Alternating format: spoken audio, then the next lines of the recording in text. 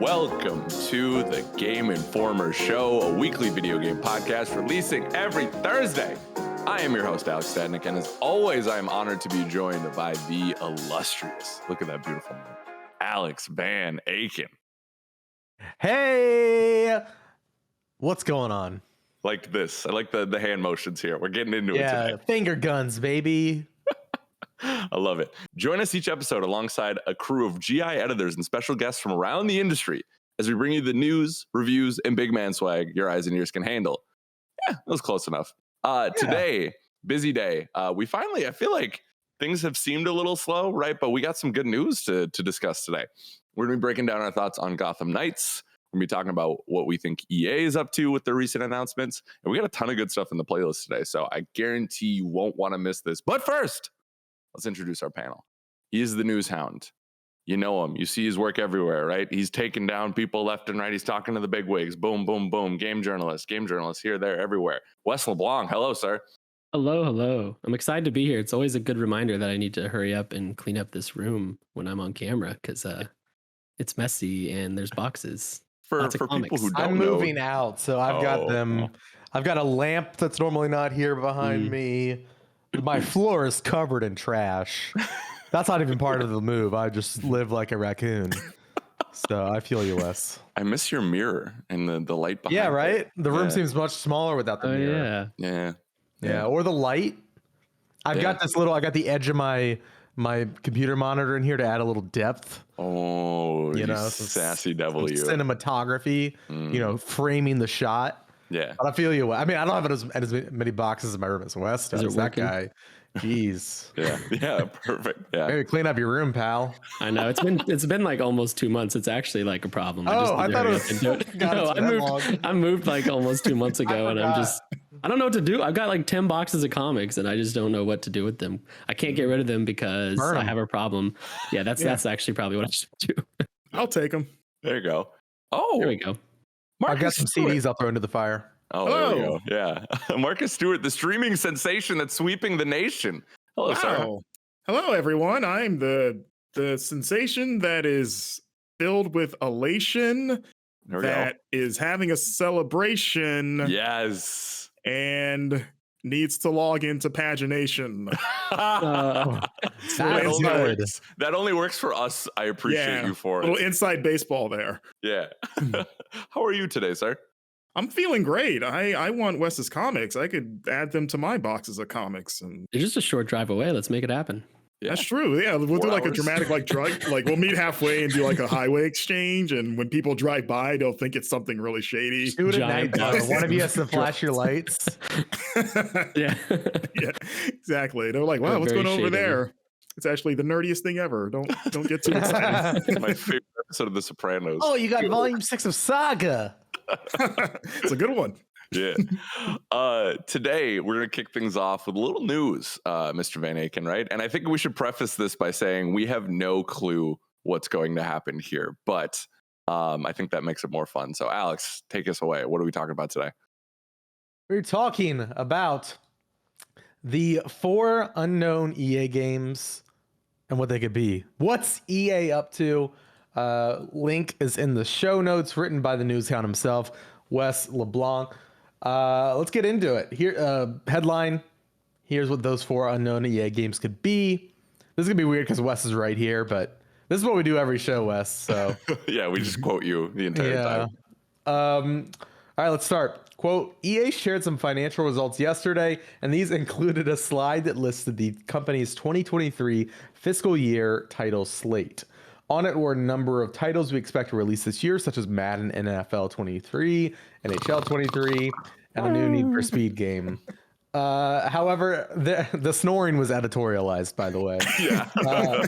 However, that's where the known quantities end, save for the next EA Sports PGA Tour, which is delayed to early 2023, because Q4, which encompasses the January 2023 to March 23 time period, contains 4 unknowns: major IP, partner title, remake, and sports title. All right, those are some big keywords, buddy. I've been waiting for Sports Story this entire time, and who knew EA was taking care of it? It's just sports title, you know? EA notes on the slide that these 4 titles scheduled for Q4 of 2023 fiscal year, quote, have not been yet publicly disclosed, which is why the names of those games aren't listed on the slide. However, those unknowns have us thinking and theorizing what they might be. So I'm going to end it there because Wes has his thoughts. I'm sure he'll get into on the podcast here. Yeah, but what do we think these are going to be? So let's read them off again. Major IP. Yep. SSX Partner Tricky. title. SSX Tricky 2D brawler. Remake. SSX Tricky remake.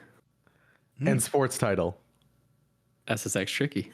I can't believe I'm gonna let you get away with that. Just putting it's all SSX Tricky season. Yeah, as long as you say in my opinion before, then it's fine. Yeah, exactly. Yeah. So Wes, how about you start us off? You wrote the article. What are your thoughts? So I think 2 of them are pretty obvious, and then 2 of them maybe not so much. The remake, it's got to be the Dead Space remake. They just showed more of it last March or 2 months ago. Yeah, they're showing more of it today. Tomorrow. Today or today. yesterday. The time that you're listening to it, it will be today. Yeah. Yeah. Today, I think that one is a visual one. Last one was sound. And they said they're aiming for early 2023. And that lines up perfectly here. Also, EA has not really announced any other remakes that I'm aware of. So I'm right? Pretty sure. No, that's Right. You're right. Yeah. Yes. Yeah. You're right. Mm-hmm. Man, that would be awesome if that came out in January. Yeah. We'll see about that one. And then the other obvious one, I think, shout out to Game Informer editor. Congrats on the promotion, Brian. He said the new UFC game because it's been 2 or 3 years since that. And the other one's a little more guesswork involved, but I think they can also be a little obvious. Can I play devil's advocate for a second? Would you allow me? West Lawn. Let me check with my sources real quick. The bullet point says we have 4 titles scheduled for Q4 fiscal year 2023 that have not been publicly disclosed. Is there any chance that it's not Dead Space? Because we know about Dead Space right at this point. A very good point. So it's like, what else? Maybe for the sake of the show, right? Like, what else do we think that could be? Like, of their catalog, right? There's definitely, like, I feel like the Dragon Age sickos would love to have a remake of those games, right? I mean, they have a Keyblade graveyard worth of IPs, like just a bunch of dead IPs sticking out of the ground that they could choose from. Dante from Dante's Inferno is just like waist deep in dirt right now. I'm pulling up a list of all their IP real quick.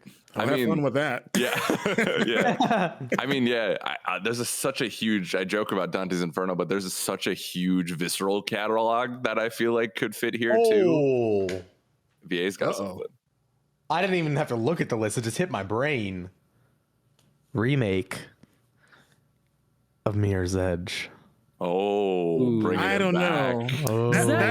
That last game, though. Yeah, that last game didn't do very well. Actually, that game holds up well. It does. I don't think that. I think we had our shot with that sequel that took forever to come out and did not do very well. People and I think sleep, that was man. I was looking at old reviews of Mirror's Edge. IGN gave it a 7 out of 10. I'm like, what are you talking about? Wow. Ryan McCaffrey. I'm pretty sure he reviewed. I don't know if he did or not. Yeah, to be fair, I don't think our score was much better. I know. It wasn't. And I was like, you guys don't know what good games are, okay? Clearly, like, y'all did some training between now and then on how to write reviews better. Because the Mirror's Edge just scored way too low, dude. I don't know what y'all are talking about, man. 9 out of 10. Wow, there it is. Yeah. Even better back then. I don't know, but probably not now. It's got FPS boost now. That was the first game I played on my Series X when I got it. It held up extremely well, and now I think it's got good. Yeah, and now I think it's got FPS boost to 120 frames, maybe, or at least 60. I don't know, but that's really all that game needs is just like a FPS boost. Yeah, it still looks great. It doesn't need a remake. Yeah. You know what I think it is? If it's not gonna be Dead Space, it's probably gonna be something of relative recent history, and I mean of the last 10 to 12 years. I'm gonna say, and I don't think this is gonna happen, but if it can't be Dead Space, I say Battlefield Bad Company remake. I'd lose it. Because they already have those assets from 2042 and that whatever that portal is that you can just mix and match from different games. They already redid and up-res some of those maps from that game. And so why not just go all the way with that? Yeah, also they are in dire need of some sort of win in terms of Battlefield of like something to get fans back in your good graces after 2042, much like the tornadoes in the game just completely destroyed and sucked up any remaining goodwill that might be left. Right. Yeah. I didn't mention it in my story, but they didn't mention 2042 in their financial results. And companies do that when they don't. Yeah, when it's kind of embarrassing. So they could use a Battlefield win. That's a really good one. Theory. One of the shareholders asked, and they're like, what 2042? Never heard of it. It hasn't happened yet. Well, and I like that idea from a testing point too, right? You bring back Bad Company, you see how that remake does, and then that can inform your decision going forward if like this is a viable piece of this franchise anymore. Because it's been a long time since Bad Company 2, you know? Yeah. Probably 2010, I believe. Wow. I was gonna say 10 years, like it's longer than that. That's crazy. Okay, hear me out. Yeah. Partner title, Jedi Fallen Order 2. So I was gonna ask about this because Respawn is within EA, right? So that would be the major IP, or are they considered a partner studio? Well, I was thinking their partner would start with Disney. Okay. Yeah, I almost put that, but then since Respawn is EA, I figured it'd be weird to call it partner because we know their partner titles are, for example, Hazelight and the Yarny people. What's that game called? Oh, the Unraveled. Unraveled. Yeah. I was thinking an EA original similar to like Faye, Unravel. Okay. Yeah, that makes more sense. But we do know that EA did announce that their Disney partnership is not going away. They still have Star Wars games they're making. So maybe it is it. Yeah. Oh, 3 of them? Yeah. All of them from Respawn. 3. Yeah.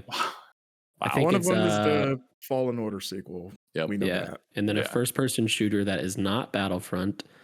And I think the other one is an RTS something. Respawn's working with an RTS studio, so I think people have assumed that third one is an RTS Star Wars game. Okay. Bro, what if you wait a second. Republic Commando? Like I was literally about to say that. Yeah, I know you were thinking it. Yeah. I was literally about to say that. I was doing the math in my head. Yeah. That could be the remake because I know we said Dead Space, but these says have not yet been publicly disclosed. Now, does that mean they just haven't been announced, or that means they haven't been slotted publicly? Right, and that could be that could be the thing here. I do wonder because Aspire just remastered Republic Commando like a year ago, and now they're working on KOTOR. I wonder. Aspire's independent, right? They're like their own conglomerate. Correct. Yeah. I just wonder if that's too close together. To I didn't know they remastered it. So yeah, it's on Switch and everything. Then that's not gonna happen. They've got the rights to that. I'm saying a sequel though. Like we know there's an FPS Star Wars game getting made.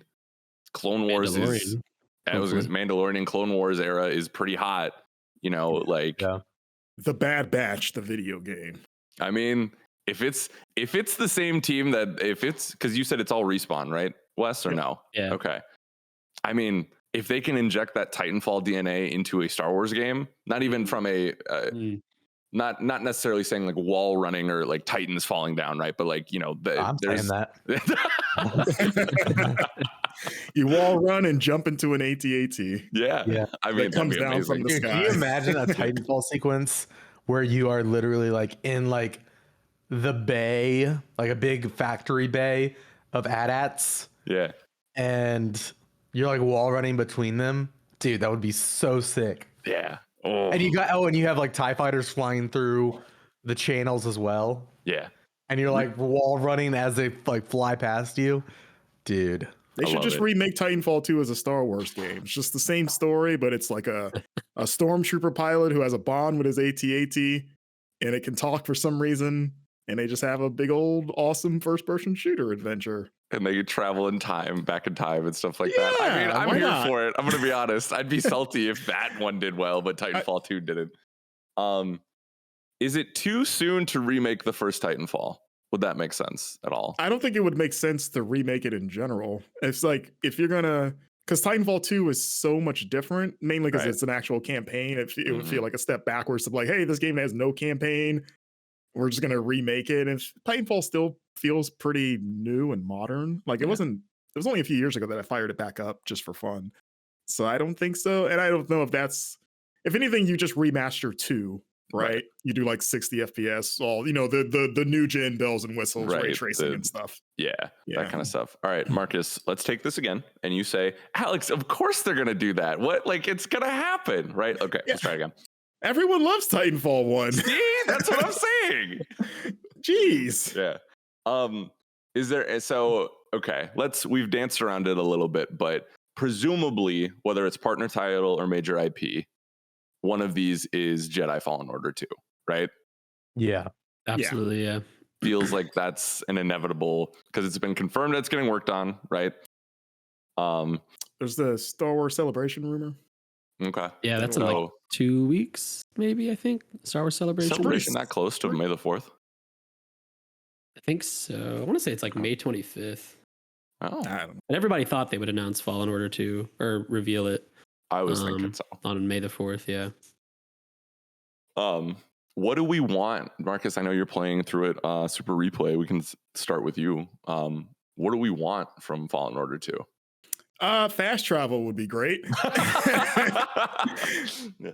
That's first and foremost, because a less confusing map. I think the map itself, the menu, I mean, is like nicely rendered. It's just really confusing because it's like all these different tunnels and whatever. So it's like trying to fight, like the way they designed the levels, trying to find a way to better articulate, like especially like levels. Like, am I on the top floor, the bottom floor? Do I need to go down to get back to the ship?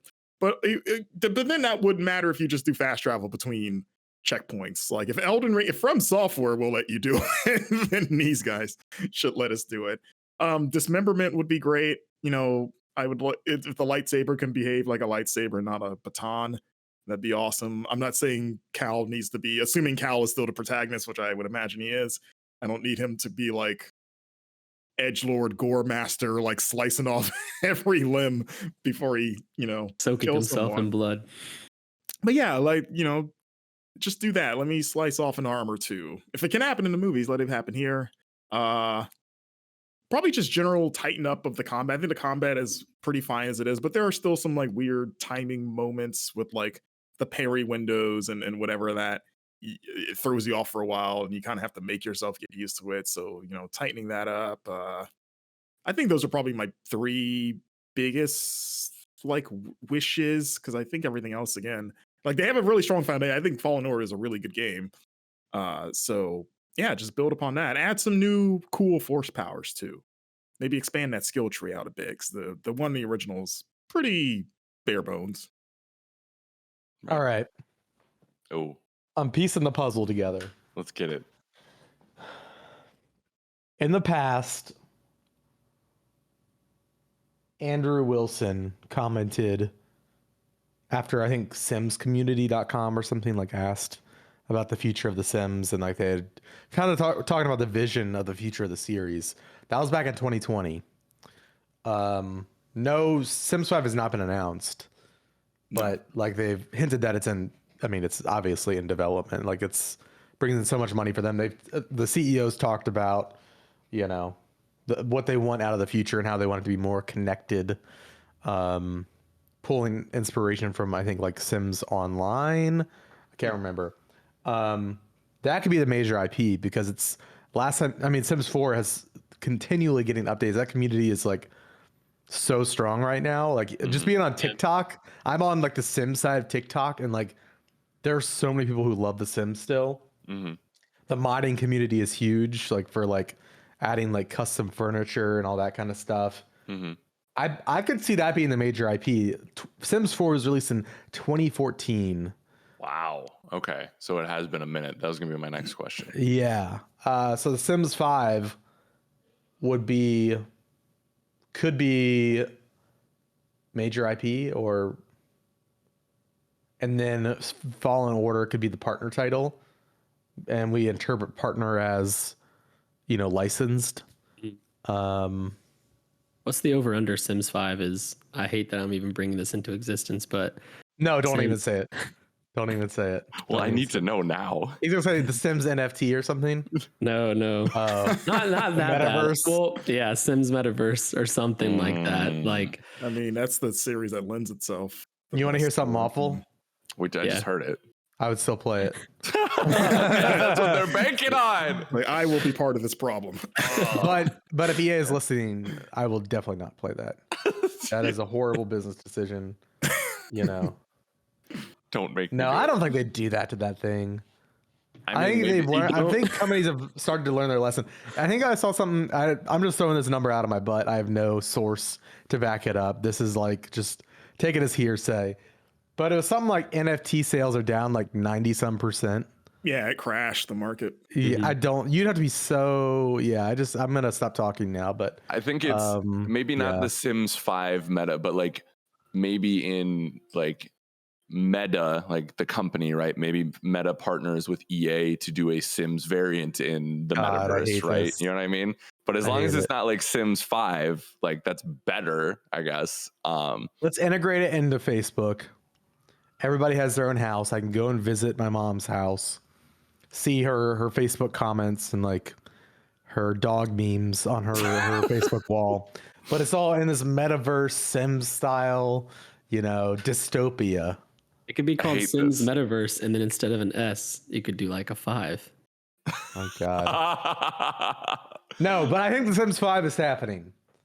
And I think that That's a good shout. the timing is right for a new one. Yeah. I mean, that'd be like a great January game. Like people just get off of Christmas break, kind of maybe there's a lull again, probably not if this last year was any indication. I feel like The Sims 5 would be a great January title. Yeah, get a little nice and cozy on your PC, right? You're making your house, you're talking to the Sims people. Is Mercenaries too dead of a franchise? The EA property. Okay. I think it might be, yeah. Okay. That's too bad because a modern Mercenaries would be great with today's destruction tech. I was gonna say that's what that game the Battlefield is all about. stuff. Mm-hmm. Yeah, like just blowing through buildings and stuff. Like, the most I could see is if they did like a Destroy All Humans style remake of that first game. And I call that game out specifically like it's like that level of a remake of like, yeah, we made things look nicer. We're not going to re-record any of these lines, so it sounds really dated in these old voice recordings. Right. And yeah, so interesting. Okay. So we haven't really talked about the sports title, by the way. And Alex, finish your thought before we do that. No, please go. No, you're good. The return of EA Big. NBA Street. Oh my God. Volume 3. Well, how many volumes are there? Volume 4? There was a volume 3. Yeah. Okay, volume 4. Or no, they won't really call that. They'll just say NBA Street. Yeah, don't parentheses 2023. Don't play with my emotions, Alec. Dude, that is the only way I get hyped for this. Like, yeah, dude. Oh my gosh, NBA Street would be so sick. SSX, Wes? See, I like the SSX stuff too. I think that's a great idea as well. Did y'all play Street or NFL or NBA Street more? Because I love both. I played both, but NBA. Okay. I don't know. I feel like I split. I don't know. I played a lot of them, or both of them a lot, so I don't know. Probably NFL for me, because I used to play Madden games a ton with like my brothers. Okay, cool. Unrelated, y'all ever play Sega Soccer Slam? That's the remake. We found it. Yeah. They bought Sega and yeah. No, I did not play that. It's no Mega Man Soccer.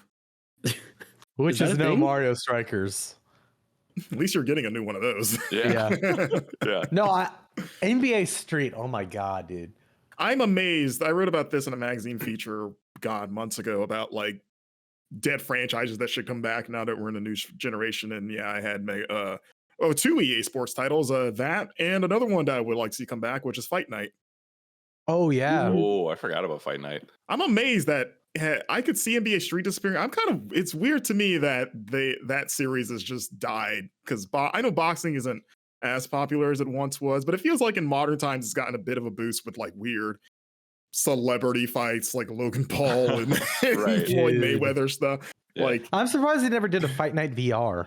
That seems like it would have been like a Didn't a they? cash grab. I don't think so. I don't think there's been a new Fight Night anything for a very, very long time. There was a Creed game. Yeah, because Champion. That's what I was thinking of. Yeah, because Champion was really cool and had that really good single player story that I think is still one of the best single player sports stories ever. So like, and especially because that was one of those games that used to be such a showpiece for like tech. Like, you know, I remember that was one of the series they would always like, you can see the sweat on the boxers. Look at that. And you're like, wow, that looks amazing. Like, how do we not have ray traced? Like, I don't know, who's a boxer that's big right now? I don't watch boxing. Logan Paul and his like, why don't we have sweaty Logan Paul with his Charizard necklace in the new Fight Night? We truly live in the worst dystopia. Like, this isn't just this. There's no flying cars. This is just not fun. Yeah, want to know what WrestleMania? Logan Paul. I feel like they got a lot of success from Knockout City, which is like this more, you know, stylized sports title last year. Yeah. Mm-hmm. Did they? Because that studio so. decoupled themselves from EA and now they're independent. That's why Knockout City's free to play now. So that makes me wonder if I missed that news. Well, I think it's successful, but yeah, a few months ago they separated now. Yeah, that's why like EA kind of washed their hands of them. Okay. Well, never mind. That was going to be my argument. But there's too much video game news, dude. It's hard to keep up with. That. I know. But yeah, I think NBA Street could be cool. I love that idea. It would be cool. And I mean, there's like how many years of people just like hounded. Oh no, it's too early. It's too early. What do you got? It's too early. Skate 4. But yeah, it's too early. Too early. There was an update about. There was a news story about Skate 4 recently, right? Where the team more or less said like, yeah, we're still working on it. They showed like, was it like gray box like animations? Yeah, something. Like it was I feel like it's possible we hear more about that game this year. It's not releasing though. No, I don't think that's Q4. I feel like that's 2024, honestly. I was gonna say maybe Q4 2024, like that kind of thing. I don't know, but like if Skate's coming back, going back to Wes's earlier point, like why can't SSX? You know? Yes, SSX Tricky is one of the greatest games of all time. Wow. They bring back that gritty SSX from like 2013. Oh my god, the one that everybody wants. Just bring back the vibes. Like, just call it SSX. Get Run DMC, and you don't need any other tracks. Just that one song is fine. It's just on and we're set. Yeah. Tokyo Dreamland, bring it back, please. It's a good map. All right, so what's our lineup? Sims 5. I mean, Sims Metaverse. Meta 5's first. That we all agree on. What are the most likely ones before we wrap this up? I mean, I think Sims 5. I don't think that's like out of the realm of possibility. Sims 4 is very long in the tooth. They've supported Sims 4 very well, but I think it's time for 5. I think we're all Fallen Order 2 for sure. I think we're all like objectively think it's Dead Space is the remake, right? I think it depends on how you interpret that line. If I'm not saying Dead Space, I'm saying Dragon Age. I think they give them. They would remake Dragon Age. I think so. I don't think so. In the Mass Effect style, right? Like they did, where it's like this is kind of the remake, the remaster. Like I feel like they need to buy time for the BioWare fans, right? Before we get Dragon Age in 2026 and Mass Effect in 2030, like. Why not keep it? Mass Effect was the trilogy remaster or whatever, pretty big success. I would argue. Why not keep the ball rolling with Dragon Age? Okay. That's my thought. So, what do you think? You think it's 1 or Origins 1 or 2 and Inquisition, or just Origins, or what? No, I think they do the trilogy package or whatever. I don't know if you can call that. I was gonna say I think it's 1 and 2 plus the expansions like Awakening. Well, 2, and forgive me, I'm a Mass Effect guy. I'm not a Dragon Age guy. Is it 2 that people don't like, or is it Inquisition? I mean, 2 is, I don't want to say people don't like it. 2 is the more polarizing, but it certainly has like very different, a very large following. Okay. Yeah. Gotcha. Okay. So Inquisition though is like, that got a bunch of Game of the Year awards. That was I think 2014 was a weaker year, so it kind of helped that game elevate to the top. But yes, I've heard stories of the GI war room at that point. But I agree. I think it is probably Dead Space, but if we're interpreting it as games that haven't been publicly announced, I say Dragon Age. So that's me. Okay, Dragon Age Collection. remaster, collection, whatever. Yeah. You want. Okay, So sure. What did I say? I don't even know if I pitched my own remake. I might. Oh, you said Battlefield. Or, you said Bad Company. Oh yeah, Bad Company remake. Okay, yeah, I'll stick with that. Yeah, that's a good one. That gets me a lot more excited. Super possible. They need it. Yeah. I'm saying Sims 5, Jedi Fallen Order 2, Dead Space, and NBA Street. I love it. I can get behind that. So it's a beautiful thing. Are we? Yeah. Is that I think we're good. Okay. Yeah. We did it. We did it. We did told it. EA now. We told EA exactly what they should do. Andy Mack, you listening? We got the hookup. Where's Titanfall 3? I'm not kidding. True. We have a man on the inside. We could just ask Andy to make all these hopes and dreams come true. He has how that works over there, right? Yeah. Let's get into the topic of the week, Alex. Let's do it. I've been dying to talk about this because this has been weirdly contentious on the timeline. So I want to get into this. Gotham Knights, one of my most anticipated games of the year, got a little bit more proper of a showing for the first time in 2022. We got a 13-minute 4K YouTube video of gameplay showing off the city, Nightwing, and Red Hood, which has caused a bit of a stir on the interwebs. Like I said, there's a lot of people not necessarily thrilled with the gear section, with the with some of the resource management and stuff like that. I want to get into all of this, but if you don't know, Gotham Knights set in a world not connected to Arkham games, correct? Yes, it is not. Annoyingly, yeah. Despite how despite them sharing sort of like visual similarity, it is not. Right. Yeah. An original story, right? They're pulling from. Now they've moved on to the Court of Owls from the New 52, right? Which is cool.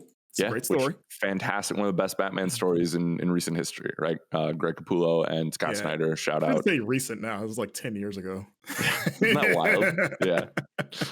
I guess Batman, Metal is probably more recent. But anyways, so it follows the Bat family after Batman mysteriously dies and Bruce is missing, right? He's gone. Yeah, or dead. Dead, excuse me. Yeah, sorry. He's like, Batman's dead, but Bruce is missing.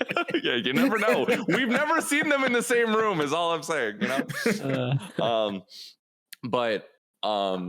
so you're taking up the mantle, right? And the playable characters are Red Hood, Nightwing, Robin, and Batgirl, right? Is it Batgirl or Batwoman? Batgirl. Okay. And to clarify for people wondering, the Robin is Tim Drake. It is not Damian Wayne. Okay. Because he looks a little more like a Damian than he does Tim. That's what I was thinking. I guess I thought it was Damian too when they announced the game. Right. Yeah. But we get this peek, right? We see how Nightwing plays, which is I feel like is very similar to, the Batman from the Arkham games, but a little bit more agile. He has the batons, right? And then we're also introduced to Red Hood's play style, which I think people were a little anxious about. And he is brawler, right? But his main weapons are guns that shoot non-lethal bullets. I thought you were going to say brawler / murderer. I mean, yeah. Also, there was a scene in that trailer where Nightwing clearly pushes a guy off the building, and I never saw any attempt to save him. So I was like, he fell on just murder. It's fine. He fell on rubber pavement. That's what it is. Yeah, Gotham just non-lethal pavement. Really cares about the criminals. So, I've assembled this group because you are some of the biggest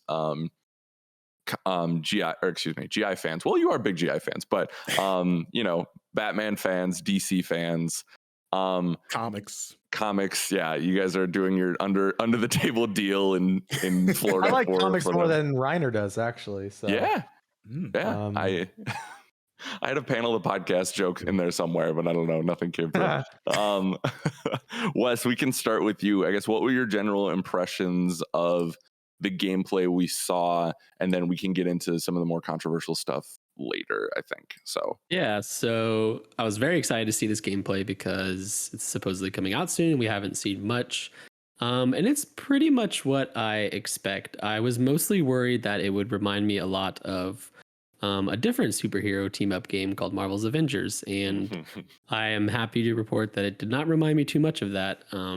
Although I do think, and obviously what we saw is not the final product, but it looked a little rough around the edges in some ways. I think it looks a little floaty, especially Nightwing. Like his contacts and stuff don't feel like they have any weight.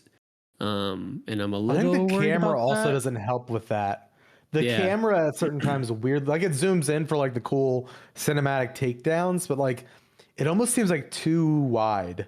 Yeah. And it like gives it all this like really like miniature kind of scaled feel. It's dated like arcade feel. Yeah.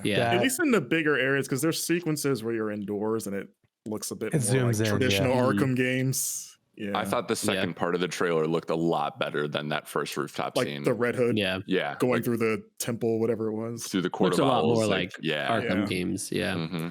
But I think Red Hood looked a lot like way better in that regard. His attacks to me looked punchier and heavier. Yeah, I agree. To the point where like I probably would have gone Nightwing before the footage yesterday, but if I had to pick between them two, I would probably definitely go Red Hood. Interesting. Okay. Marcus, how about you? What did you? Where are you at after this trailer? I'm like, I'm excited. It didn't like blow me away. There was, I think I agree with some of the sentiment on the internet where there were some parts that look a little rough, and also, but you have to keep in mind this game is still in development. It doesn't come out till October, and that's assuming it doesn't get pushed again for whatever reason. But I think the dialogue wasn't super great. Some of the stuff that I heard in the cutscenes or like the banter was a little like, ooh, like Robin Nightwing's like, I forgot what he said. Holy combo meter, whatever he said. Yeah. And the fact that his weird glider thing is called the flying trapeze. Yeah. I was like, that's what he named his thing. After his what killed his family? Cool. Okay. Not even that. He couldn't call it the Flying Graysons, like honor of them, but the flying like just why not just call it the, I don't know, shield wing, or, I mean, that's Horizon, but the Nightwing. This is actually the Nightwing. He's just co-opting the name. But so some of that stuff I was like, ooh boy. I think the combat looks pretty fun. I saw some people concerned that the enemies looked a little bullet spongy or like big, and I think there were some fights. I think that Red Hood fight against the Talon with the shield, it was a little more intimate. Like some of the offense looked a little lacking in terms of like the impact and stuff like that. But I was like, okay. I almost wonder because like that fight, I hate to say this because it's so cliche, but is it like it gave me almost a Dark Souls-y feel because he was like, the guy has a shield, he's blocking constantly, he kind of can't do anything until he drops his guard and then goes in and it's like working around him. I don't think that's what they're going for, at least I assume, but that's like the first thing that came to mind. Is like, is this a little bit of that? So I don't know if I know what to make of that.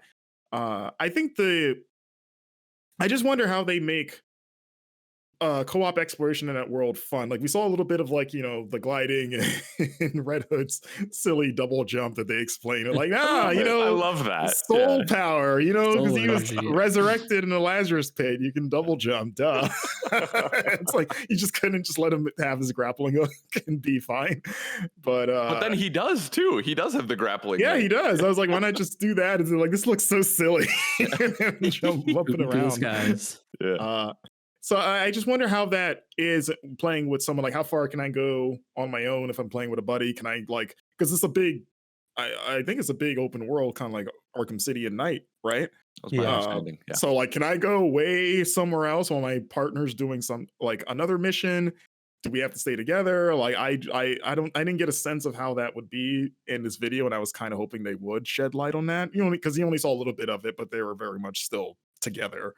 So that's one thing I want to know more about. But I think overall, it looks fine. I want to see because presumably we're getting another one of these with Batgirl and Robin. So I want to see that before I draw full judgment, because they'll show more. Right. But for now, I'd say I'm like, if my excitement scale is out of 10, I'd say at about a 7-ish. Okay, for sure. I would presume that next part is going to be at one of the big three or one of the big twos. Summer Fest or maybe Summer Games Fest, right? We get the it other would have part to be if it's the October. Yeah, because I thought about like DC Fandom, but it's like no, that's usually that'd be too late. Gamescom. Yeah, we're still getting. That's probably too late too to not show half of the cast. Right. I feel like if I'm betting, we'll see that at PlayStation or Summer Games Fest. That's my, because I think it's been linked with PlayStation, at least in some of the marketing. I could be wrong though. VA, how about you? I don't know. I actually don't know your level of fandom when it comes to like the Arkham games and stuff like that. I love them. Okay. Although I've never played Arkham City, weirdly. You've never played the best one? I know. I know. Yikes. Arkham Knight must have been weird for you narratively. Yeah. Like, wait, I love Arkham Asylum. I love the open world of Arkham Knight, so I know I would love Arkham City. Okay. But yeah, I really like those games, and I kind of like leave the tank stuff over here because the rest of that game I thought was cool. Mm-hmm. And yeah, I'm really excited for this. I'm a big Batman fan, even though Batman's not in this, but the property, the IP, the Court of Owls. I agree with y'all that it looks. I think the more I'm watching the trailer as I talk, but yeah, Wes, what you're saying about the animations, just like something like it almost feels like you said the floatiness, like when enemies walk, it's like it's almost like they're on like ice, like they're not quite. They don't feel quite connected to the world like I want them to be. I'm like, okay, well maybe like just like dial up the fog a little, like put some more post-processing to like hide some of that stuff and I'll be good, because it does feel like I agree, it's rough around the edges, but I'm excited to play it regardless. I'm in the mood for I don't know if I want to play this co-op either. I'm not sure. I feel like the co-op stuff is going to be weird, just like how this thing is set up. Can I point out that I don't like Red Hood's haircut? He is not. That is not the design I thought for him. Yeah, I don't know. He looks like like he should be in Small Soldiers versus like a Batman thing. Like I don't know. That buzz cut's not doing it for me. Yeah, I don't know. I guess he did die, so it can't be too judgmental. But he's got hair in the comics. Like he's got a full head of hair. Yeah. He looks like he should play in that movie Brothers. Like the Mark Wahlberg movie with Tobey Maguire and Jake Gyllenhaal. Oh, that one. I thought you meant like Four Brothers. Like, I was like, he should be one of the brothers. Yeah. I mean, the joke probably works with that too. Yeah. I definitely was higher on this than I think a lot of people I saw on the timeline. I think I've been so starved of that rock steady WB who did Arkham Origins, WB Montreal who's doing this game. Right. I feel like it's time to have that kind of game back, right? Especially like Wes said, after the Avengers game was a bit of a flop, to say that nicely. So like I was okay seeing some similarities there, right? I actually was, I think, higher on Nightwing than I was Red Hood because I thought Red Hood's like shooting. I was like, oh, okay, that's a lot of bullets to not be taking guys down. I was worried about the bullet sponginess there. Marcus, did they explicitly say that was non-lethal? I didn't catch that. Okay, if you go rewatch the rooftop scene, because I just watched it before we started recording again. Okay, I missed it then. So I thought it was funny to see him like shooting dudes in the head and Nightwing's right next to him and not like having a problem with that. Right. Well, and that's something in like I will admit to you, my knowledge of Red Hood is very limited to Under the Hood, the amazing DC animated movie, and then some of the New 52 stuff, right? But like he has an issue with killing people. Like he kills a lot, and that's kind of where he and Batman start to splinter there a bit. So obviously they've had that talk, and he's good now. I think I love the look of the city. I think they're nailing that. Like, to be cliche, Gotham is a character, right? And I think it looks great. I'm with VA. I don't know if I'm going to play this co-op or not. But I'm not mad that that's an option. So if I request one of you, you're just gonna we're gonna delete your friend request. I'm trying to think. Yeah. Okay. Thank you. Let's talk about. I'm trying to see in my notes. Oh, I think the highlight for me quickly was the Court of Owls section. That's the bread and butter here. Like that's what I'm most excited to see because this is the first time I believe we're getting Court of Owls outside the comics, maybe in some DC animated stuff that I haven't seen. Definitely first time in a game. Right.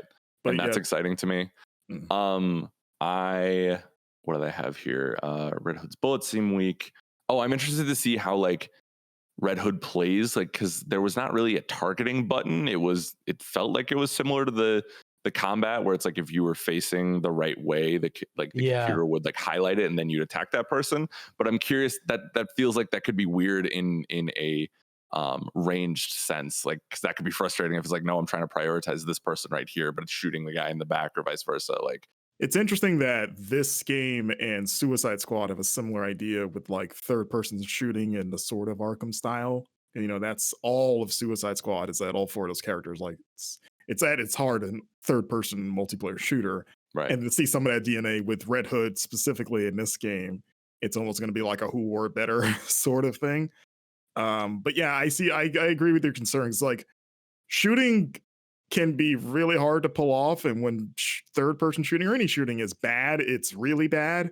And so to have it only be like it's only Red Hood that they have to worry about, which on one hand could mean that it'll be good because they don't have to worry about having it work with one character. But then maybe it could be bad because of that, because it only has to work with one character and you have to design fights that feel fun and balanced around 4 different combat styles, you know? Right. Yeah. And Nightwing, like I said, Nightwing feels very similar to Batman, at least from the look. Like, how are they going to differentiate then the fighting styles of Batgirl and Robin, right? Like, I would imagine they're quicker, maybe less powerful, but like can do some of the other like flip over the people or go through legs and stuff like that. I don't know. Yeah. I think my final piece of worry before we get into some of the resource stuff is part of why I love especially Arkham City is Batman's ability to swing around and feel like traversal is a very active mechanic in that. So when I saw the flying death trap or whatever, you know, his glider is called the flying trapeze. It would be cooler if it was called that. Yeah. I got a little worried because I think that takes a lot of the fun out of traversing Gotham. Because I love just being able to, especially when you get some of Batman's later game abilities in City where you can like dive and really shoot up and like get a bird's eye view of the city. Like those are some of my favorite moments of that game, and I feel like that gets taken away a little bit when you just have this automatic glider. You think he could still do it though? Because Red Hood still has his grapple hook and his weird soul jump. So I wonder if they all have like 2 forms of traversal, like they all default to a bat, the whatever it's called, bat grapple, and then their own individual glider like thing. Yeah. That's a good call. I hope so, because I would much prefer to use that versus the other thing. And especially too, if it's like, I don't want to be traversally, I don't want to be limited to picking one character versus the other because I like how they move around the city better. I don't want to do that. So Also, I want to call out real quick. I don't know why it didn't hit me till now, but that glider, that's straight up a Green Goblin glider that he's just hanging under. Like, he's just riding it. He's riding it the wrong way. He needs to get on top of that thing. Spider-Man. That's good. I didn't even put 2 and 2 together, but yeah, straight up. Let's talk about what's lit up the timeline a little bit with this game. There's a very, I feel like I've seen passionately against, ambivalent, and not a lot for, but some defenders of. It was also shown that instead of cosmetic suits, which is one of the strengths of the Arkham games, right? You do get different cosmetic suits, right? But they are attached to gear scores, which I think a lot of people are trepidatious about, especially after Avengers did something similar, right? Where Avengers had a ludicrous and unneeded gear system. Right. And then also enemies drop resources this time around. I'm curious. I am more ambivalent, but I'm curious where y'all land at that. I think VA, you can go first on this one since I called on you last. Yeah, no worries. I honestly have been too busy to engage in that discourse. I didn't realize what's happening until like last night. I don't know. I think it's they probably want ways to introduce like cool costumes, and like, sure, you could do that through collectibles, but I'm sure they're like, well, what if, we turn this into an RPG system? I personally don't look at this game and think it needs like loot. Like, I don't look at the Arkham games and be like, oh, I need to like, I should be able to manage Batman's stats. Like he's Batman. Like, I don't want to know the numbers behind things. I just punch. Yeah. I just want punch to knock out, I don't need to worry about, well, what's the velocity? If I put on this, new bracer, will that change the velocity of Batman's throwing capabilities for his, batarang? Right. Like, how does that affect things? Oh, well, if I try these boots on, will I get more speed as Batman? Like, Batman is Batman. And right. I know Batman, we aren't playing as this game. I'm just using him as the model, okay? Yeah. Obviously, all of the four characters are going to play differently from one another and feel differently from one another. So you almost don't need to worry about that even more, because like, if you want to play a faster character, go play Nightwing. If you want to play, like the loot system feels weird in a game where you already have four characters who all feel like vastly different. Yeah, I just don't think it's necessary, but maybe it's fun. I don't know. Yeah, but it doesn't sound like it's necessarily a game breaker for you. No, okay. No. Interesting. I mean, I'll probably be playing like, this is unnecessary. Like, I don't think it's a game breaker at all. I think if it's a game breaker for some people, cool. I don't get how that would be a huge game breaker, but that's where I'm at. For sure. Marcus, how about you? I mean, narratively, it makes sense, unlike Avengers, for them to have different pieces, because these are all humans, and that's like part of being not just Batman, but a Bat family members. Like, they're always tinkering with their stuff. That's true. So I don't have to, it's not Hulk getting different rib cages. Yeah. But to that point, sorry to interrupt you, Marcus, I don't want to dominate. But like, to your point about there's different situations, I think it'd be cooler if it was more of like I have to like come up with it. There's this challenge. I need to equip, this suit to help me overcome this specific mechanical challenge, rather than equip this suit so I get different stats. More of like an item, like a special item that you'd get in like a Zelda dungeon. Right. Yeah. But yeah, sorry to interrupt. No, I agree with that. I think I'm a little worn out on this loot system for some games, just because like, I think it comes down to just me being lazy. And it's like, I don't want to juggle numbers with my suits. I just want to just give me the best suit. I just want to go around punching things. Because the worst loot games are ones that give you loot so often that you're constantly swapping things out, so you don't have time to get invested in anything. So I already got the better version like 5 minutes later, so I guess I better change it out. Mm-hmm. And then I end up just hitting, if games allow it, like, just give me the optimized option. I don't care about the nitty gritty details. Just whatever makes all the numbers green. I'll take that. Load out. So like, I don't know if I'm looking forward to having to mess around with that, especially in co-op, because you're waiting for your buddy to do it too. You're like, hey, you want to ready to go? Like, oh, I'm still changing up my bat symbol on my chest. Borderlands thing. Yeah. Yeah. Like, okay, I guess I'll just chill on the rooftop till you're done. We'll just browse Twitter again, So yeah, I like VA's idea a lot, because that's kind of how it was in the Arkham games. You got new suits, but a lot of them were cosmetic, but occasionally for the story, and these were more gadgets you get to like open new things. So like, Batman had his suit for like, dealing with Superman, or his suit for, dealing with this person or this situation. I would prefer that. But yeah, at least it just depends on how frequently you get stuff, to where like, is it only every once in a while, or is it, I mean, probably not, because if I do it, because then yeah, I don't know. I'm a little like, when I saw that menu, I was just like, this again. All right, sure. Here we go again. Wes, take us home. I'm pretty ambivalent. I'm also very tired of this kind of loot stuff, because yeah, like Marcus said, I'm just kind of lazy at this point and just want to press a button and be good to go. But it reminds me a lot of, well, I guess most games I play that have this kind of loot, the most recent example, Horizon Forbidden West, like, I just pick the suit that looks coolest, and then I just act like the stats don't matter. And maybe I'm making the game a little harder or easier on myself, but like, it doesn't. It's never really affected me too much before. I saw one of the suits was like a toxic suit, maybe to defend against acid if acid enemies are out there, or vice versa. And just criminals shooting acid out their mouths. And like, I'm just not going to worry about that. If I like the suit, I'll put it on, and then cool, it does help against acid. But yeah, it doesn't. I hope it's not super critical to like the mission. If I have to like change suits on the fly depending on who I'm fighting, I will be not too happy. Just give me some cool suits and just let me fight bad guys. Yeah, I hope there is a way to up, because I saw some of the suit. Like, I will say, as much as we're not happy with like maybe the stats itself, the suits look good. Like, I was very happy with some of the stuff I saw for Nightwing and Red Hood. I'm hoping it's just a thing where I can upgrade like my favorite look, right? Maybe I lose out on some of those acid points, right? But like I can still keep because here's the deal. You throw a Batman Beyond type suit in, like they're doing with the pre-orders in, that's my suit. Like, sorry, not changing out of it. Wait, there's a Batman Beyond suit? There's Beyond, I think they called them Beyond Bat suits or something like that. I think they were a pre-order bonus. And I was like, yep.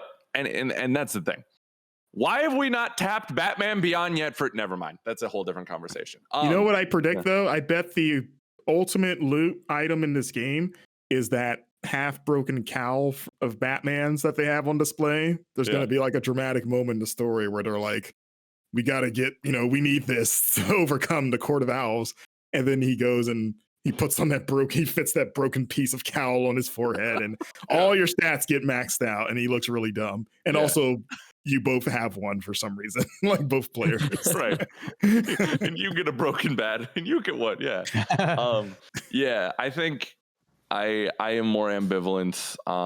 I am like you, Marcus, where I just hit best gear. Give me it, please. I don't think I guess I'm with y'all where like it's tiring, right? But that was like, it didn't bother me quite like it bothered some people I saw. So I'm, like I said, I'm still very excited for this game. I thought this was a solid showing, and I'm curious to see more. I'm still excited to see more, right? And I'm still nervous. I'm nervous they're going to run into the Arkham City thing where the mystery that they're hiding is like well known to anyone who's like sniffed a comic, but or they do the Arkham Knight thing where the reveal is like, oh, this wasn't nearly as cool as you guys built it up to be. This is, you guys just recycled another story and then that's what I'm saying. Yeah, they've been smart about like they haven't really talked story though, so I think they've probably learned their lesson from Arkham Knight, because Arkham Knight they were like, oh no, that's definitely not Red Hood. And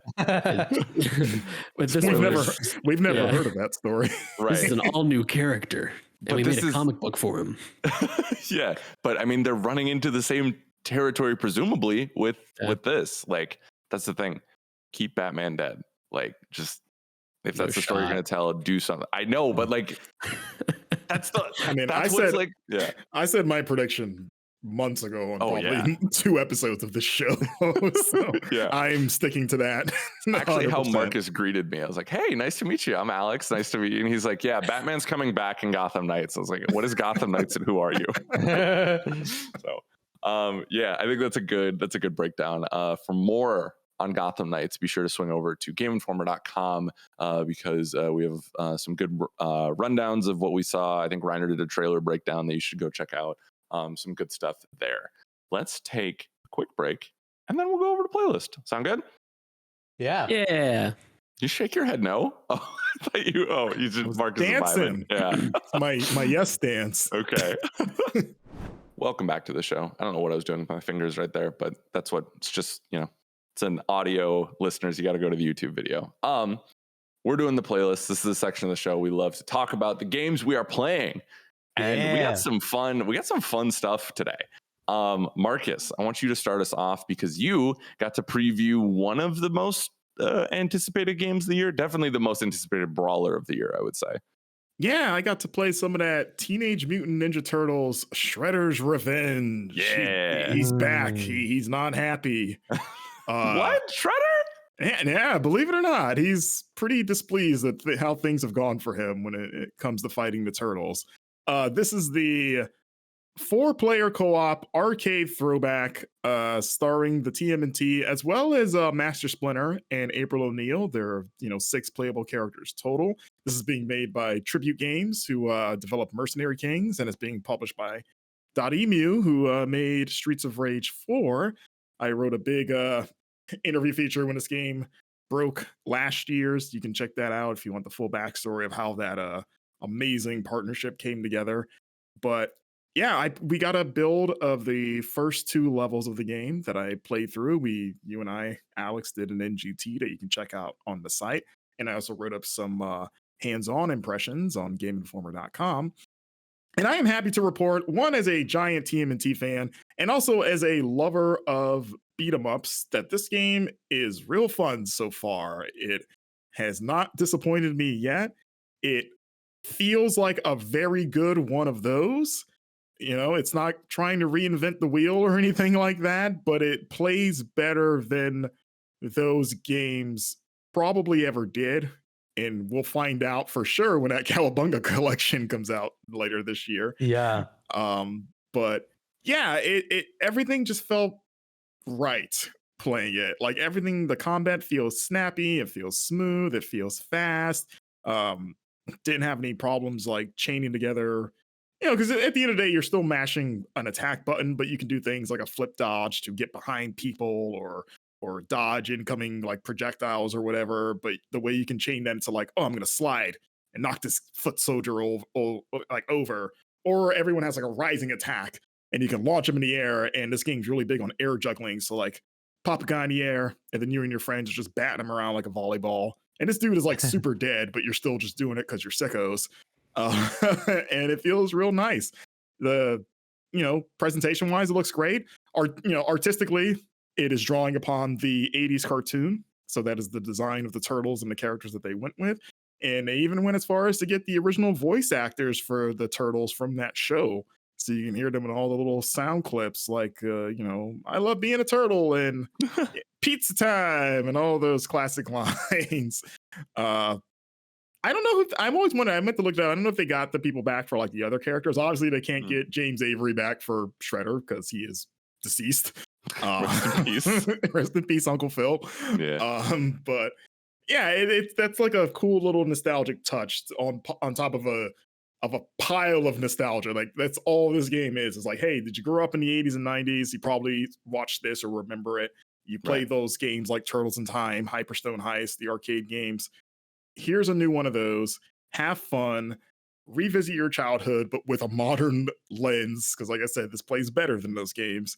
And just have a good old time. And I had a great old time. I played that demo 6 times with each character and they all felt great. That's awesome.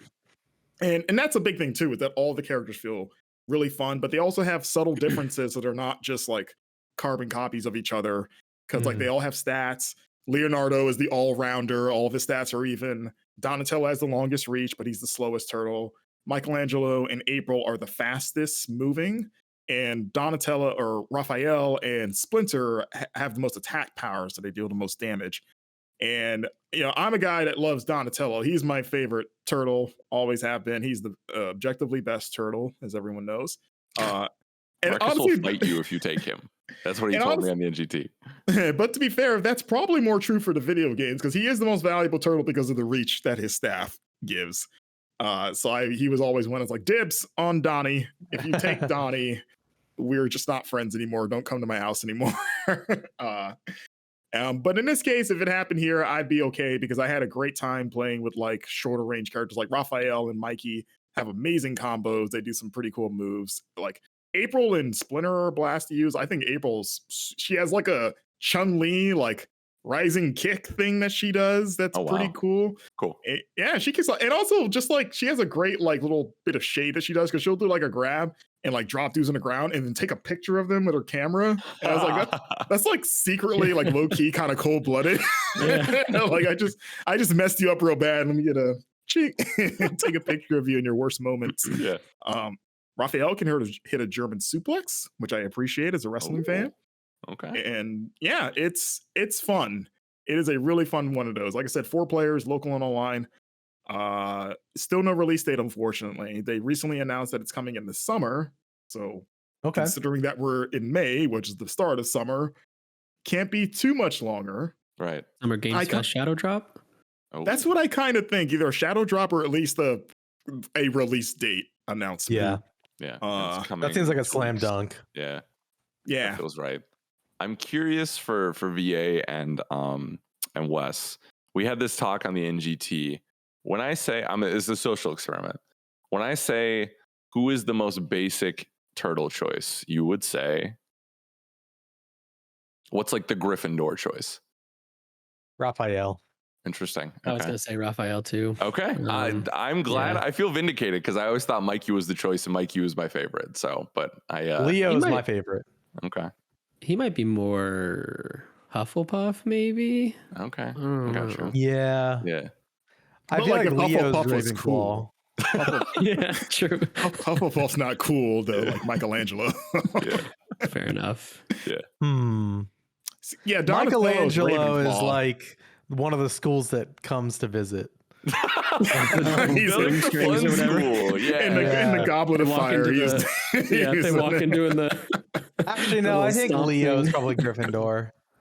Oh no, he's clear. Like Leo's Gryffindor, Donnie's Ravenclaw. By like Michelangelo is Hufflepuff only because they're the most laid back, like easygoing. Raphael is definitely Slytherin. Yeah. Yeah. You know, but like in terms of like if we're talking about personality, yeah, he's the most in terms of like the crowd favorite, I think it's Raphael. Okay.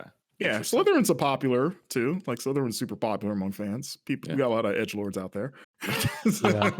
Yeah. Also, boo J.K. Rowling. Anyways, Marcus, I'm curious. Like, you're bringing a lot of heat, which I'm here for. Do you think? I guess I don't even think the Turtle in Time arcade games are a comp at this point, just given how different the times are. Right. Do you think this has the potential to compare to something like a Streets of Rage 4? Because I think that was one of the better brawlers of the last couple of years. Scott Pilgrim versus the World, right? Another great one.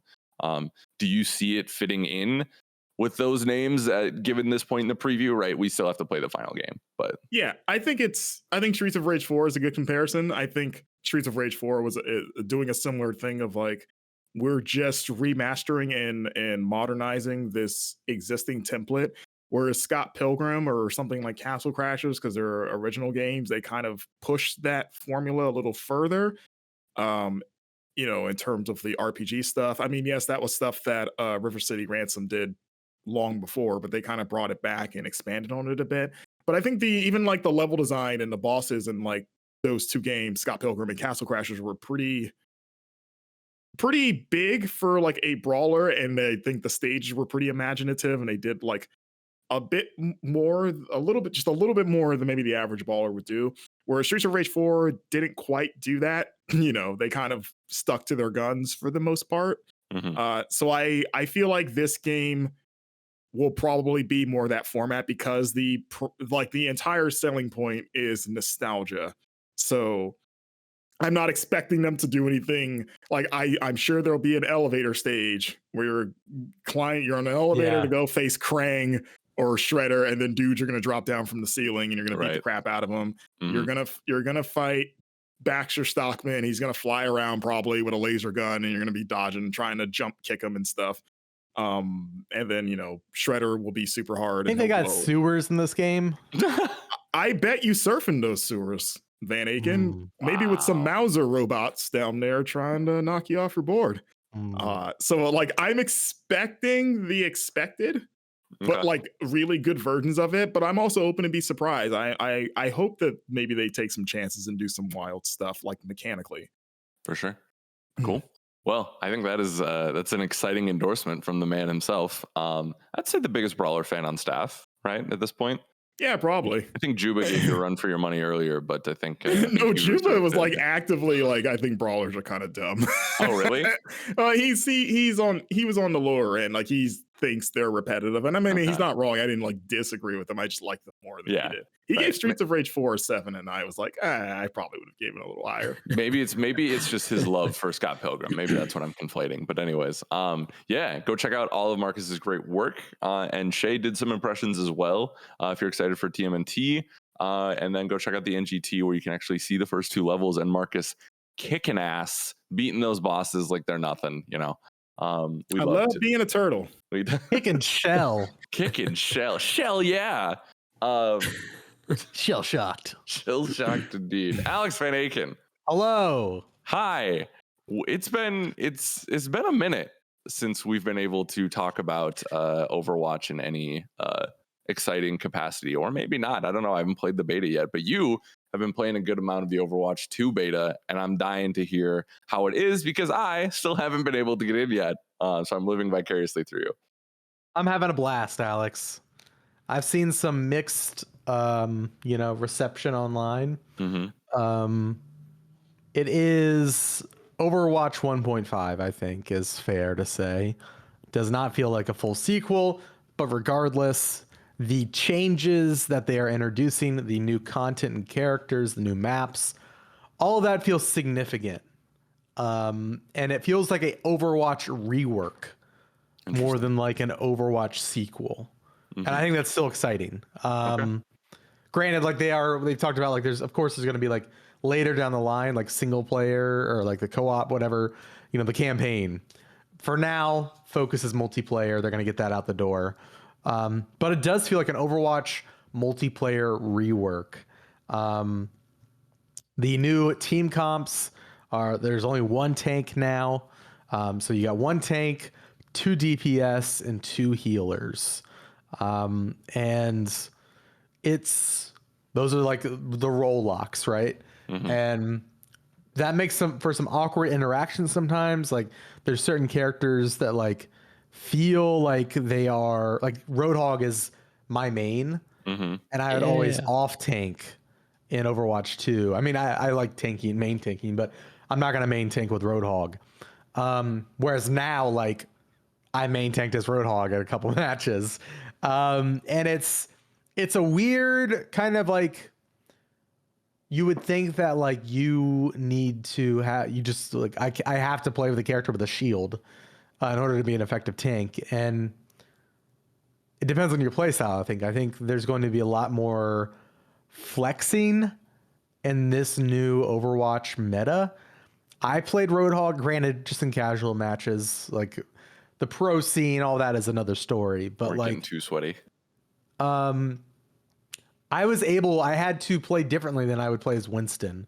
Winston, I would, utilize that shield. I jump, try to isolate the enemy, drop my shield. Winston is largely unchanged. And so but actually Roadhog is changed. There's a lot of like big changes. For instance, Orisa no longer has the shield that she can shoot out. I was going to ask about my main girl, Orisa. Yeah, she has a spear now that she can throw, and like it's like I think the only characters in the game now that have a stun are tanks. So like Brigitte's shield bash no longer stuns people. Only tanks have stuns, but like Orisa kind of like staggers you if she hits you with her spear. She just had a total rework. And it's all about the spear, man. Like she like spins the shield in front of her and she gets like a speed boost and like deflects stuff, becomes much stronger. Her ult now, she spins the spear up in the air and slams it down in a radius around her, and it does a lot of damage. You like charge it up and you can decide when to slam down. So like a lot of characters had these reworks. Roadhog's rework is smaller. He is still the same kit, but his ultimate has been tweaked where he still has the same ultimate, but now instead of it automatically firing, you get to choose when you want to fire. And you can also heal and hook in between. But there's still that duration of like, okay, you only have this for about 6 seconds. But there's more flexibility, right? Reinhardt is pretty much the same. I'm trying to just think of the big changes. Did you play Doomfist? Doomfist, yes. Doomfist is a tank now. Used to be DPS. And I tanked as him. And like, again, he was kind of like Roadhog where like, you were very much trying to play a disruptive offensive role and soaking up damage, like just very chaotic in your face. Whereas like Orisa and Reinhardt are like, okay, I'm gonna turtle and be with my team. But there's some awkwardness, but I'm excited by like these changes because Doomfist, his new ability, he kind of throws his arm up in front of him and like soaks up bullet damage. Instead of they got rid of his uppercut and gave him that. Mm-hmm. Other than that, his kit is the same, but like that little small change like kind of allows him to be a little buffier. I still think he's the tank I'm least sold on. Okay. How big is his arm this time? Oh, huge, massive. Got Popeye arms going. Yeah.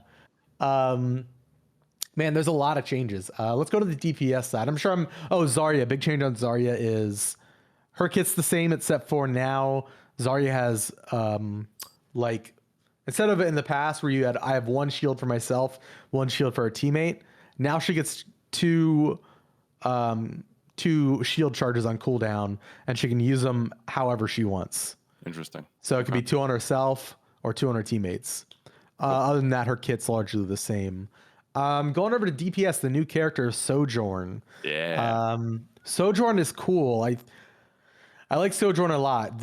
She has this assault rifle, and the more damage you hit and land on enemies with the assault rifle, you charge up her alternate fire, which is a